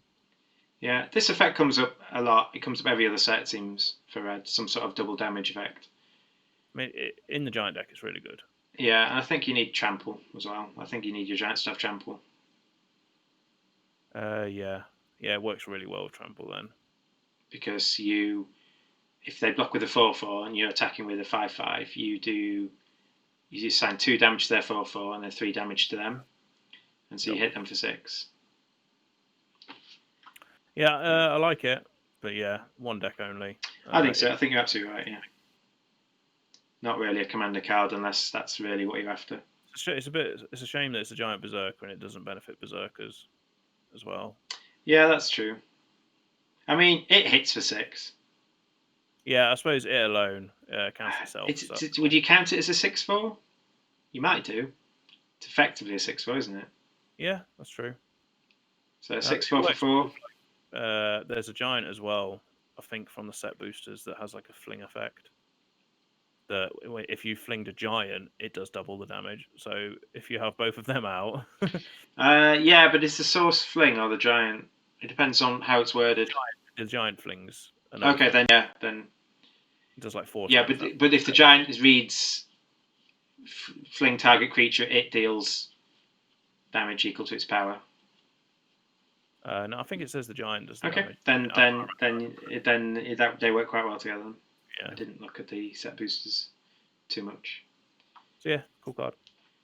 This is one of Aaron's. This is Crush the Weak. It's a sorcery for 2 and a red that has deal 2 damage to each creature. If a creature is dealt damage this way, will die this turn, exile instead, and you can foretell it. So if I guess this is good against white weenie decks, any like small base or small toughness aggro decks like warriors as well. Yeah, this will be pretty good against before they get their lords out. Yeah. Yeah, Mardu Knights, Warriors, Berserkers, maybe not Berserkers. They seem to be 2/3 a lot of the time. And I suppose if Lurrus aggro decks that aren't rogues become a thing as well, maybe. Well, clerics, it's good against clerics, isn't it? Yeah, exiles, yeah. Yeah. Sorcery hurts it a little bit, but yeah. Yeah, I mean, we saw, what was the non-pirate one? Fiery Cannonade. Yeah, I mean, that's all play as a sideboard card for token decks and things. So if there's a token deck or some sort of weenie deck, yeah, I think this is in there. All play as well, but they were instants. I couldn't remember Flamesweep, yeah. Yeah, they were instant. But this you can cast for 1 red if you foretold it. Yeah. So and again, the same mana as the foretell cost. Yeah. So I think this is definitely a sideboard card, definitely a card you should, pick up in paper if you start playing paper. Maybe at the start of the format, and aggro decks are normally like start of the format, aggro decks are everywhere. So this could definitely. And this sort of stuff might see playing Pioneer as well. It wrecks elves and things. So yeah, especially if they care about death triggers. All right, playable sideboard only probably. Yeah. We have Berserker. So we have a Dragonkin Berserker for 1 and a red. It is a human Berserker, a 2/2 with first strike. That has boast abilities you activate cost 1 less to activate for each dragon you control. It has boast, 4 and a red, create a 5/5 dragon with flying. Now I will say that it reduces the boast abilities for all your creatures and not just itself. Okay, so this is one of these cards, like if the boast deck was a thing, this is one of the cards, definitely. You do have to have a dragon out in the first place, though. and there's not many cheap dragons. Yeah, so once it makes a dragon, then things start to snowball. But I imagine once you made one 5/5 dragon, you're ahead anyway. But it's like such an aggressive card that you want to be winning early. That's the thing with like boast mechanic is this one's cool, but the dragons are expensive, so you Yeah, cast them in the mid to late game. yeah, I don't see it seeing play. But wow, bears have come a long way, haven't they? Grizzly bears, 2/2 for 2. Yeah. Are there any cheap dragons that are playable? Probably not at the moment, are there? You do have Gadrak, who's a 3 mana 5/4. In red, yeah. That's the one that cares about treasures, isn't it? Can only Yeah, attack if you've got a certain amount. cares about. There's a card coming up, a dwarf that cares a lot about treasures. And you can Yeah. sacrifice to go find a dragon. I think them two could be quite a cool combination. So that might go in that deck. Reminds me of Dragon Master Outcast. Yeah. That's what it reminds me of, although you're paying mana for this. So in theory, you can do this a bit earlier. Dragon Master Outcast, I think you needed 6 lands, didn't you? This you can do it a bit earlier. If you get treasure, maybe you could do it on turn 3 or something. I don't know if it's good enough for like aggro decks to be playing this over like Robber of the Rich. Yeah, possibly. I think this is more of a go big aggro deck rather than an actual mono red aggro deck. Cool card though. Yeah. Goldspan Dragon, however, this is a dragon for 3 and 2 red with flying and haste. It's a 4/4, and it's whenever Goldspan Dragon attacks or becomes the target of a spell, create a treasure token. Treasures you control have sacrifices add 2 mana of any one colour. I like this. This is powerful. I don't know if it's better than say like Glorybringer or there was what was it called? There was one in original Pharos. Thunderbreak Regent. Oh no, Stormbreath Dragon. Yes, and Thunderbreak Regent as well, actually. Yeah, I think Stormbreath Dragon. Thunderbreak Regent and Glorybringer kind of removed things, didn't they? Yeah. I think Whereas Glorybringer was like the sort of card where the mono red decks played it as a curve topper and won with it there and then. Yeah, they removed the blocker out of the way. They didn't. Well, they didn't care about the tapping, tapping, exerting. Yeah. So at least this can attack at the turn you play it, so that's good. So it does something when it enters. Yeah, and it gains you 2 mana back. Yeah. So yeah, if becomes so it also can become the target of spells you control, which I didn't realize. Yeah. So you can attack with it, get a treasure, and then you can also then use that to pump it with like a pump spell, and then you get treasure, and you can maybe snowball like that. Yeah. You can play a load of 2 mana instants on it. I think this is good. A 4/4 flyer that with haste is good with upside. And I think if you play, is it Gadrak or whatever that other dragon is that makes treasures? I think there's a possibility there. I think this is more. So basically, this card I think sees playing a big red deck, a deck which cares about going big with mana. And you play this as a 2-drop into 3-drop into 4-drop into this or whatever, and you play a couple of Chandras and you're aiming to win with big splashy things. So that could be a deck because with the new board wipe, you might not want to go overboard with playing all your creatures out every turn. So maybe this is the way for red to deal with the board wipe. Doomscar. I think I've got a white-red commander deck as well. Yeah, I've got a Naya commander deck, so I'm going to play this just because it works so well with Smothering Dive. Yeah. Anything that makes repeatable treasures. This is really good. I like it. It's cool. I think it'll see play somewhere. Agreed. Definitely. Oh, look. This is the one you talked about. This is Magda, Brazen Outlaw. It's 1 and a red for a 2/1 Dwarf Berserker, a legendary creature. It's other dwarves you control get +1/+0. And whenever a dwarf you control becomes tapped, create a treasure token. You can sacrifice 5 treasures to search your library for an artifact or dragon card, put that card onto the battlefield, and shuffle your library. So yeah, this works really well with Gadrak. And so it pumps other dwarfs as well. So this is like one of the linchpins, I guess, for the dwarf aggro deck. Maybe 7 dwarfs becomes more playable. Like if you want to build a mono red deck that's built around dwarfs. Yeah, I mean 7 dwarfs. When you've got 2 or 3 of them out with this out, what are these 6/5s? I mean, like the thing is with like 7 dwarfs, they're already good enough. Yeah, you can crew vehicles with all your dwarfs. So if a vehicle's got crew 1, you can crew it with 3 dwarfs, tap them all, get 3 treasures. Yeah. And then The way I that like how crewing it's works. speed as well. So you've got to find the right balance for these sort of cards. Like you want to find a really good dragon. I feel like you want to try and cheat a dragon out if possible. I I think suppose so. if you do draw the dragon, you just cast it with all the treasures, which is quite handy. Yeah. I mean, imagine you've got like in maybe more like Pioneer, where you've got Dragonlord Ataka and things like that, and then the Elder Dragons from Core 19. Yeah. Are they on historic? They probably are, aren't they? I think they are, aren't they? Yeah, the Elder Dragon, like Nick up the Flip Bolus and things like that, and Chromium. So I think you could play Captain Lannery Storm. You can play this. You can play Gadrak. You can play all these red stuff that make treasures. Wily Goblin. Yeah. And then you make all this extra treasures, and then you maybe play your big Chandras, your 6-mana Mythic Chandra from Core 20. But you've also got like a collection of dragons. There's a card called Dragon's Horde, which was a mana rock, which is a 3-mana rock. Yeah. And every time a dragon entered the battlefield, you put a gold counter on it, and you could remove a gold counter to draw a card. I think it could be like a toolbox. Like you find your toolbox dragons as well. Yeah. And like you say, they can be completely off color. Yeah, because treasures will fix you. Even if you draw the dragons, treasures will fix you. So maybe I think this might be like the linchpin, and maybe you don't go down the dwarf. You probably have to go down the dwarf route, don't you? Yeah, I think you've got to find the balance of dwarfs to dragons. But yeah, I think you can play like one-off dragons. Yeah. If we search, I don't know what dragons are in standard at the moment. I'm not sure there's that many, are there? I think you play Gadrak with it, just because Gadrak works well with. But he gets treasures, and I think you also play this guy. That one, yeah.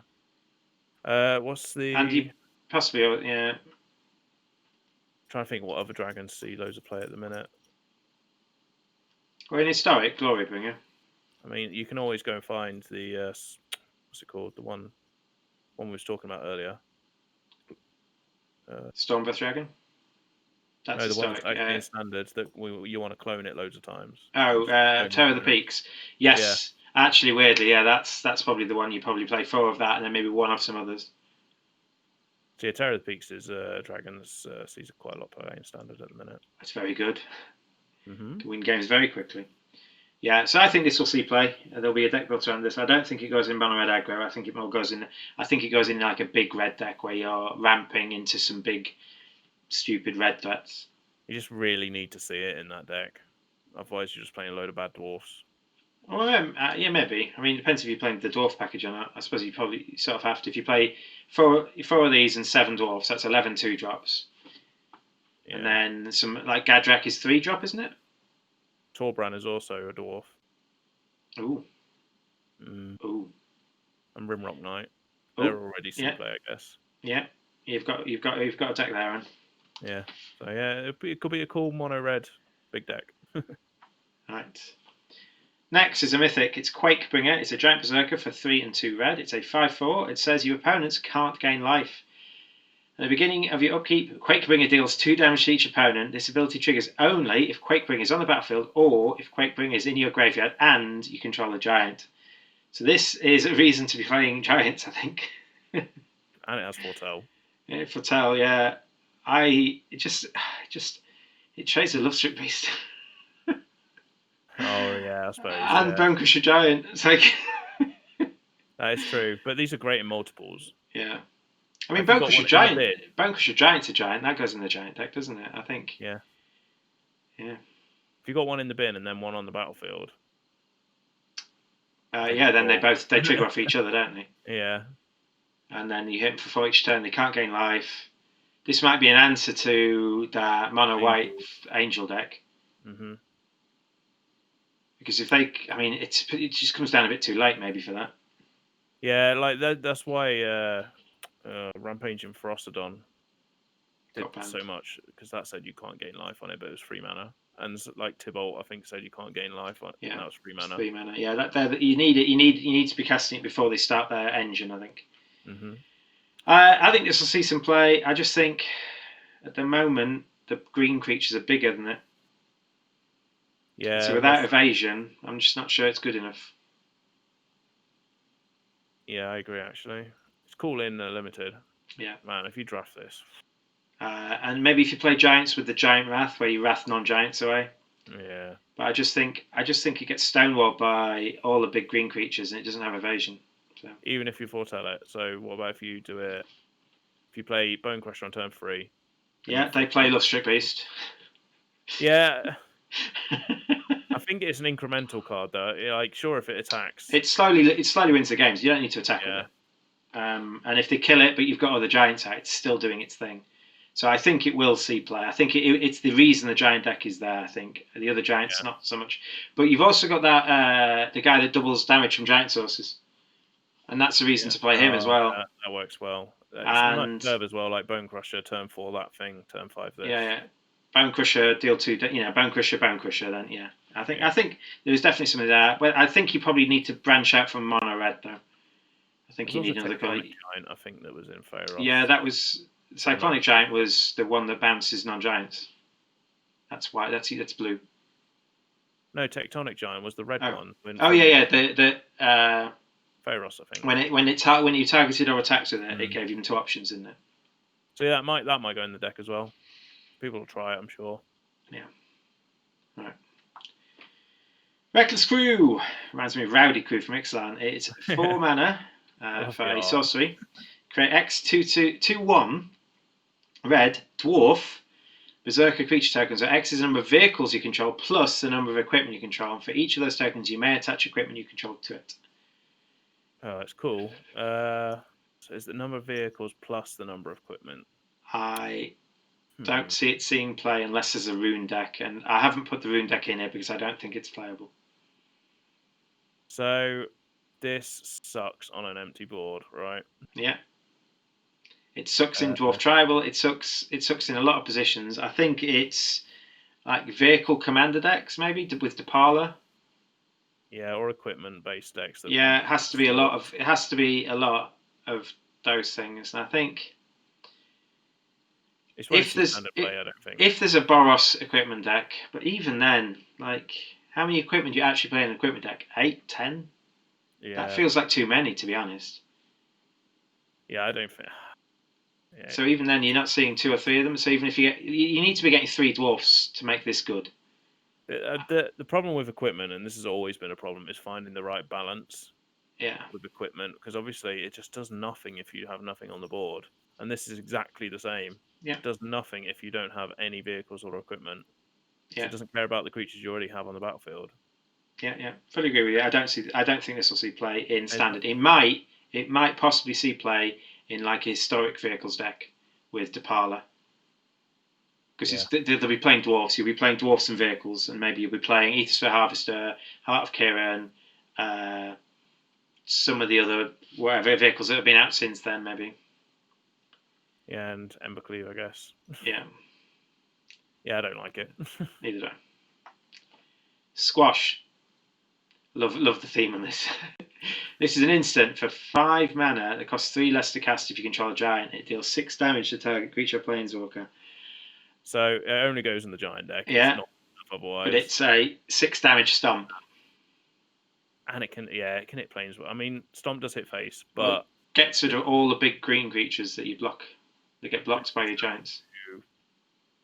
That pretty much kills everything currently in standard, I think. Maybe like not a beanstalk giant, but 6 damage creature. Yeah.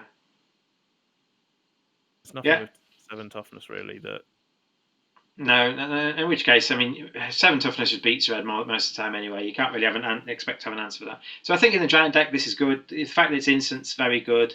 It goes in the 1 deck only, but for that deck it will take any blocker that's the biggest blocker that's blocking your giants from attacking. Oh, and it deals with planeswalkers. Even if they started upticking them, you can then still manage to get rid of it. Well, they could Ugin can wrath your board, and you can cast this for 5 mana and kill it. Yeah. Yeah. So like you can take out any planeswalker even at full value here. You don't have to be casting this for 2 mana to make it good. Although that's why it is good. You wouldn't play this just for the 5 mana ability. But if they've just wrath your board, you still have an answer. Don't know if it's like a 4 of it in the giant deck. It looks like an insane draft common though. I think it depends how many Depends how many giants you get in the deck, I think, as to whether it's good. I mean, yeah, if you're drafting Izzet Giants, though, you find as many of these as you can. Yeah, solid card. I like it. Oh, no. Yay! This is Tybalt's Trickery. It is a 1 and a red for an instant. It says counter target spell. Let's just leave it at that. Now it says once you've countered the spell, you choose 1, 2, or 3 at random.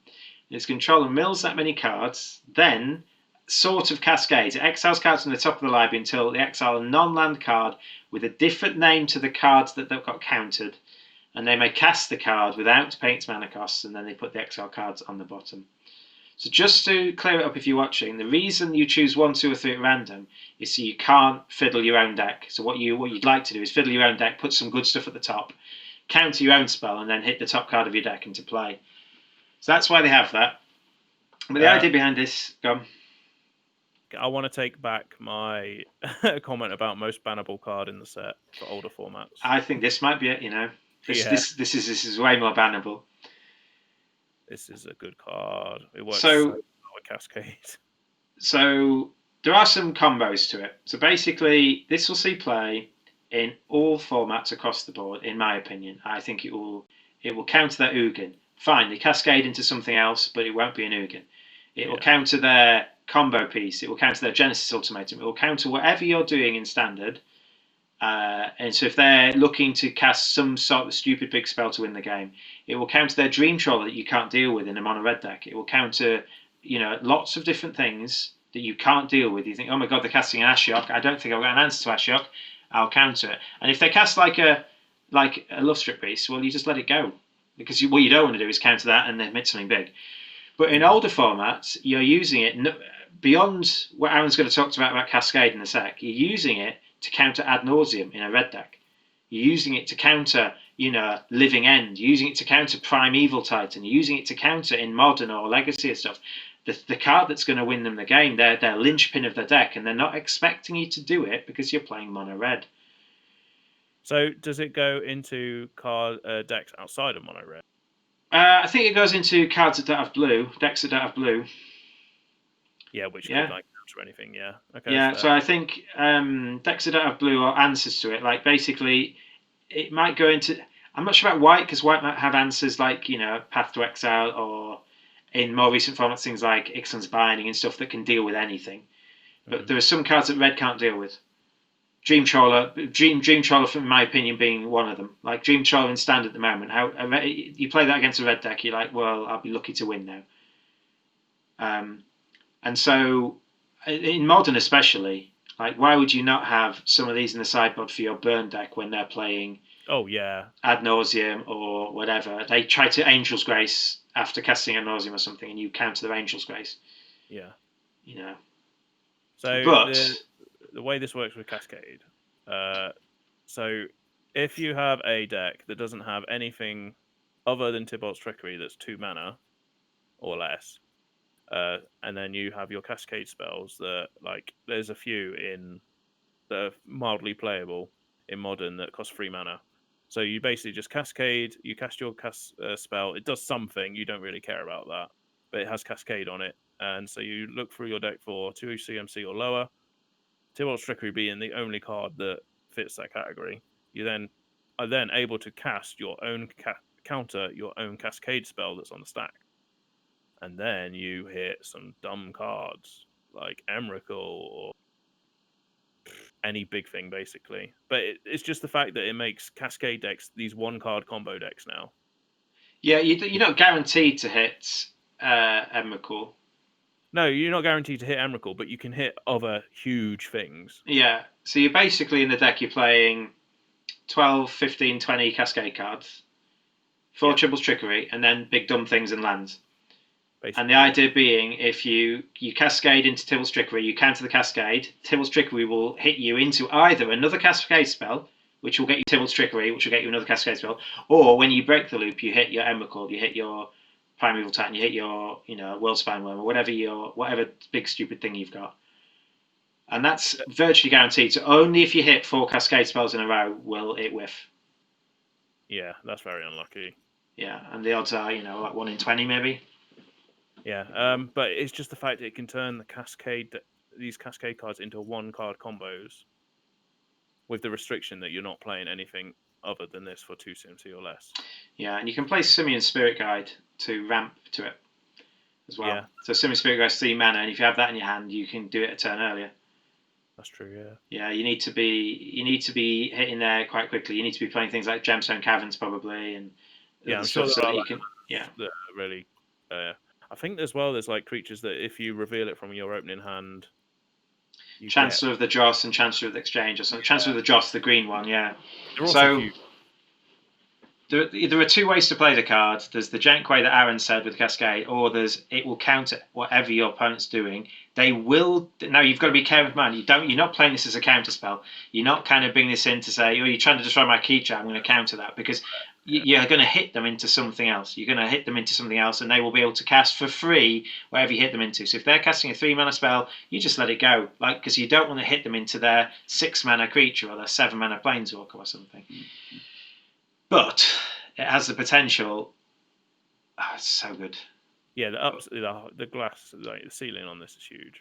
Yeah, but the floor is huge as well. the randomness to that. You counter their Karn. They've trommed into a Karn. You counter their Karn and you hit them into an Ugin. He's like, oh god. There are. So you I think you're bringing it in against. You probably bring it in as Trom because they've got a lot of big threats, but a lot of small things that you don't mind them hitting expedition maps. But you bring it in against 1-shot combo decks. Yeah, and like you say, things that mono red just can't answer because they just don't have enough damage. And that is. I saw this card, loved it. All right, few to go. We get our second red god. This is the mythic red god. It's Torolf, God of Fury. It's 2 and 2 red for a 5/4 with trample. It's a god. So whenever a creature or planeswalker an opponent controls is dealt excess non-combat damage, Torolf deals damage equal to the excess to any target other than that permanent. Okay. So this works well with itself because that's trample, right? No, because that doesn't work. So whenever a creature or planeswalker an opponent controls is dealt excess... Oh, non-combat damage, okay. Yeah, but even if it was combat damage, it wouldn't work with trample. So it lets your burn spells basically have like a pseudo sort of trample effect. So your burn spells get trample, yeah. Spread it out, yeah. Yeah, is how you see it. You can hit multiple creatures though, right? With like a lightning strike, if you kill a 1 toughness thing, you can also kill a 2 toughness thing. Yeah, and anything that doubles damage as well, like all that sort of stuff that doubles damage. And if you're flinging things and stuff, you can fling. And the excess, so this works very well with Terror of the Peaks. Yeah. Terror of the Peaks will be able to ping to kill a creature, and then the excess can just go face if they can't kill another creature. So it works very well. So, and then the reverse side is Torolf's Hammer. Equipped creature has 1 and a red. It is 1 and a red. It's the equipment. It has 1 and a red. Unattached Torolf's Hammer. It deals 3 damage to any target. Return Torolf's Hammer to its owner's hand. Equipped creature gets +3/+0 as long as it's legendary. Okay, so it's like 4, right? And basically just casting lightning strike or lightning bolt, rather. Yeah, you've got to. The thing is, you've got to play it, equip it, unequip it. It's 6 mana to deal 3 damage. Yeah, that's true. So I don't know it's good. However, this with Torolf makes Torolf an 8/4. Yeah, that's true. 8/4 with trample. Yeah. So I'm not sure this replaces Torbrand. I think Torbrand's still better. Yeah, until it rotates at least, definitely. In a Terror of the Peaks deck, this is better. I think. Maybe. It's close though, because even Torbrand is increasing the damage Terror of the Peaks does. Yeah. I think you're also looking potentially at building this. I think this goes in some sort of big red deck. I know we've talked about that a lot, but it seems like a lot of the stuff we've seen for red in this set seems to be along the bigger end of it. But you've got Chandra's Incinerator, which is also a decent card. Oh yeah, Burn. Yeah, I mean Modern Burn tries that card. Yeah, and so if you're hitting one of their creatures and excess is going to the face, it makes Chandra's Incinerator cheaper. Mm-hmm. Yeah, a lot cheaper as well. So I don't think it sees play straight away. I agree. I think the equipment's not. I don't think this equipment's very good actually. Yeah. In limited, very good because it's a very slow Yeah. It's a 3 mana hit you. You know, Any target, yeah. 6 mana return. Oh, it 83. goes back to your hand. Oh, Yeah, I yeah. didn't read that bit. But yeah, I mean that's why it's you can 6 play mana. It's 6 mana to go through the loop.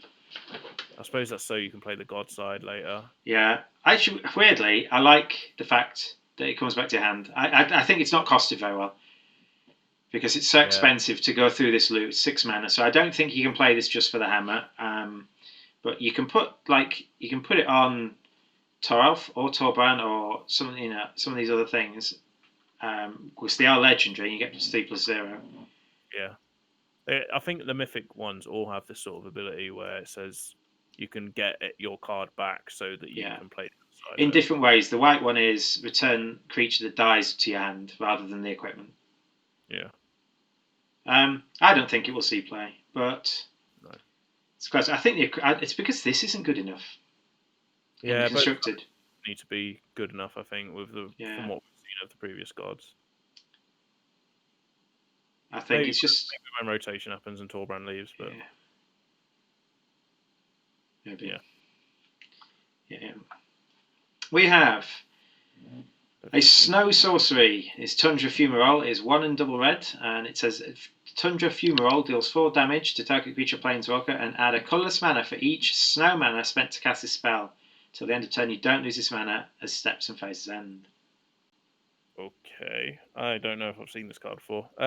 Right, deals 4 damage to target creature or planeswalker. Doesn't it face? Add colorless for each snow. Okay, so mono red might be playing just snow basics if they want to play this card, right? Yeah, because you get 3 mana back. Yeah. Wish it hit face. I weirdly don't think it's that good. Yeah. In the decks you want this effect, you need to be gaining red mana back. Oh, right. So if you cast this on turn 3, for free, because you gain 3 mana back, you've got 3 colourless mana, so you can't use it.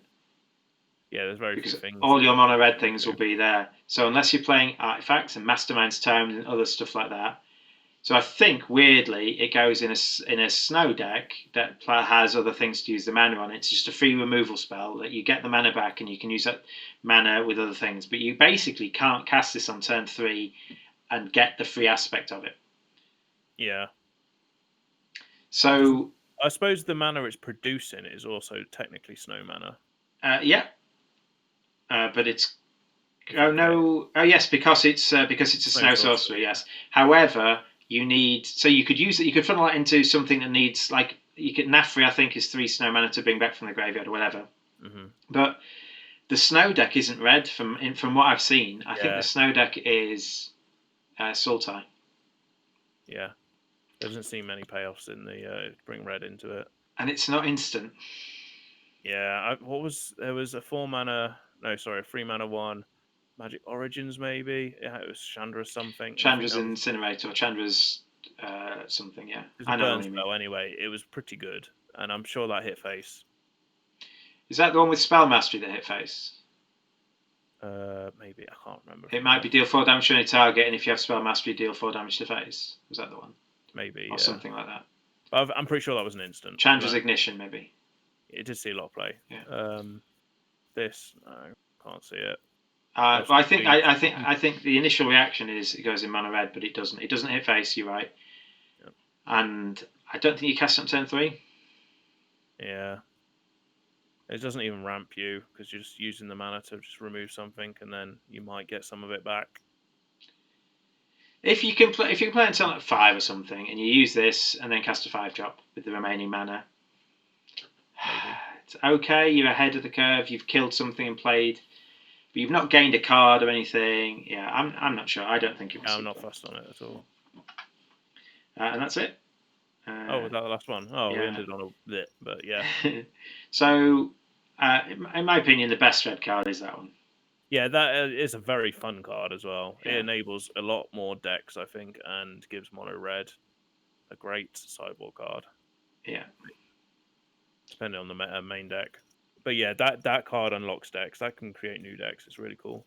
Yeah. And will affect multiple formats. I think so. And I think in terms of the ones, I think there's I quite like the Goldspan Dragon. Mm-hmm. Yeah, I think I'd probably go for Goldspan Dragon as a card. Yeah, I like the dwarf as well. I remember seeing the dwarf get spoiled Not that early. one. That one. Yeah, Yeah, it's one of the first that's spoilers, definitely a isn't it? deck I'll be wanting to make early on. Yeah, I think so. I think there's a lot in red that says build big red. Yeah, definitely. You've still got a decent Chandra from Core 21. I think that Chandra is decent. Just hasn't seen a home. You've still got Luca as well as Planeswalkers go. I'm not sure he's that good, but like Luca can sacrifice a dwarf to get a dragon, maybe. Yeah, I suppose you want to play more dwarf tokens though at that point because you don't want to.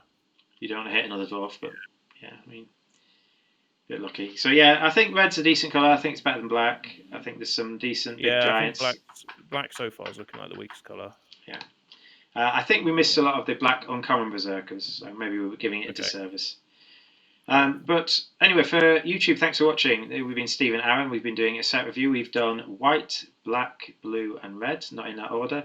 And we'll be back tomorrow to do the other bits and bobs. So we've got green, multicolored artifacts, not many of them, and lands as well. So thanks for watching. See you later. See you later, guys. Bye.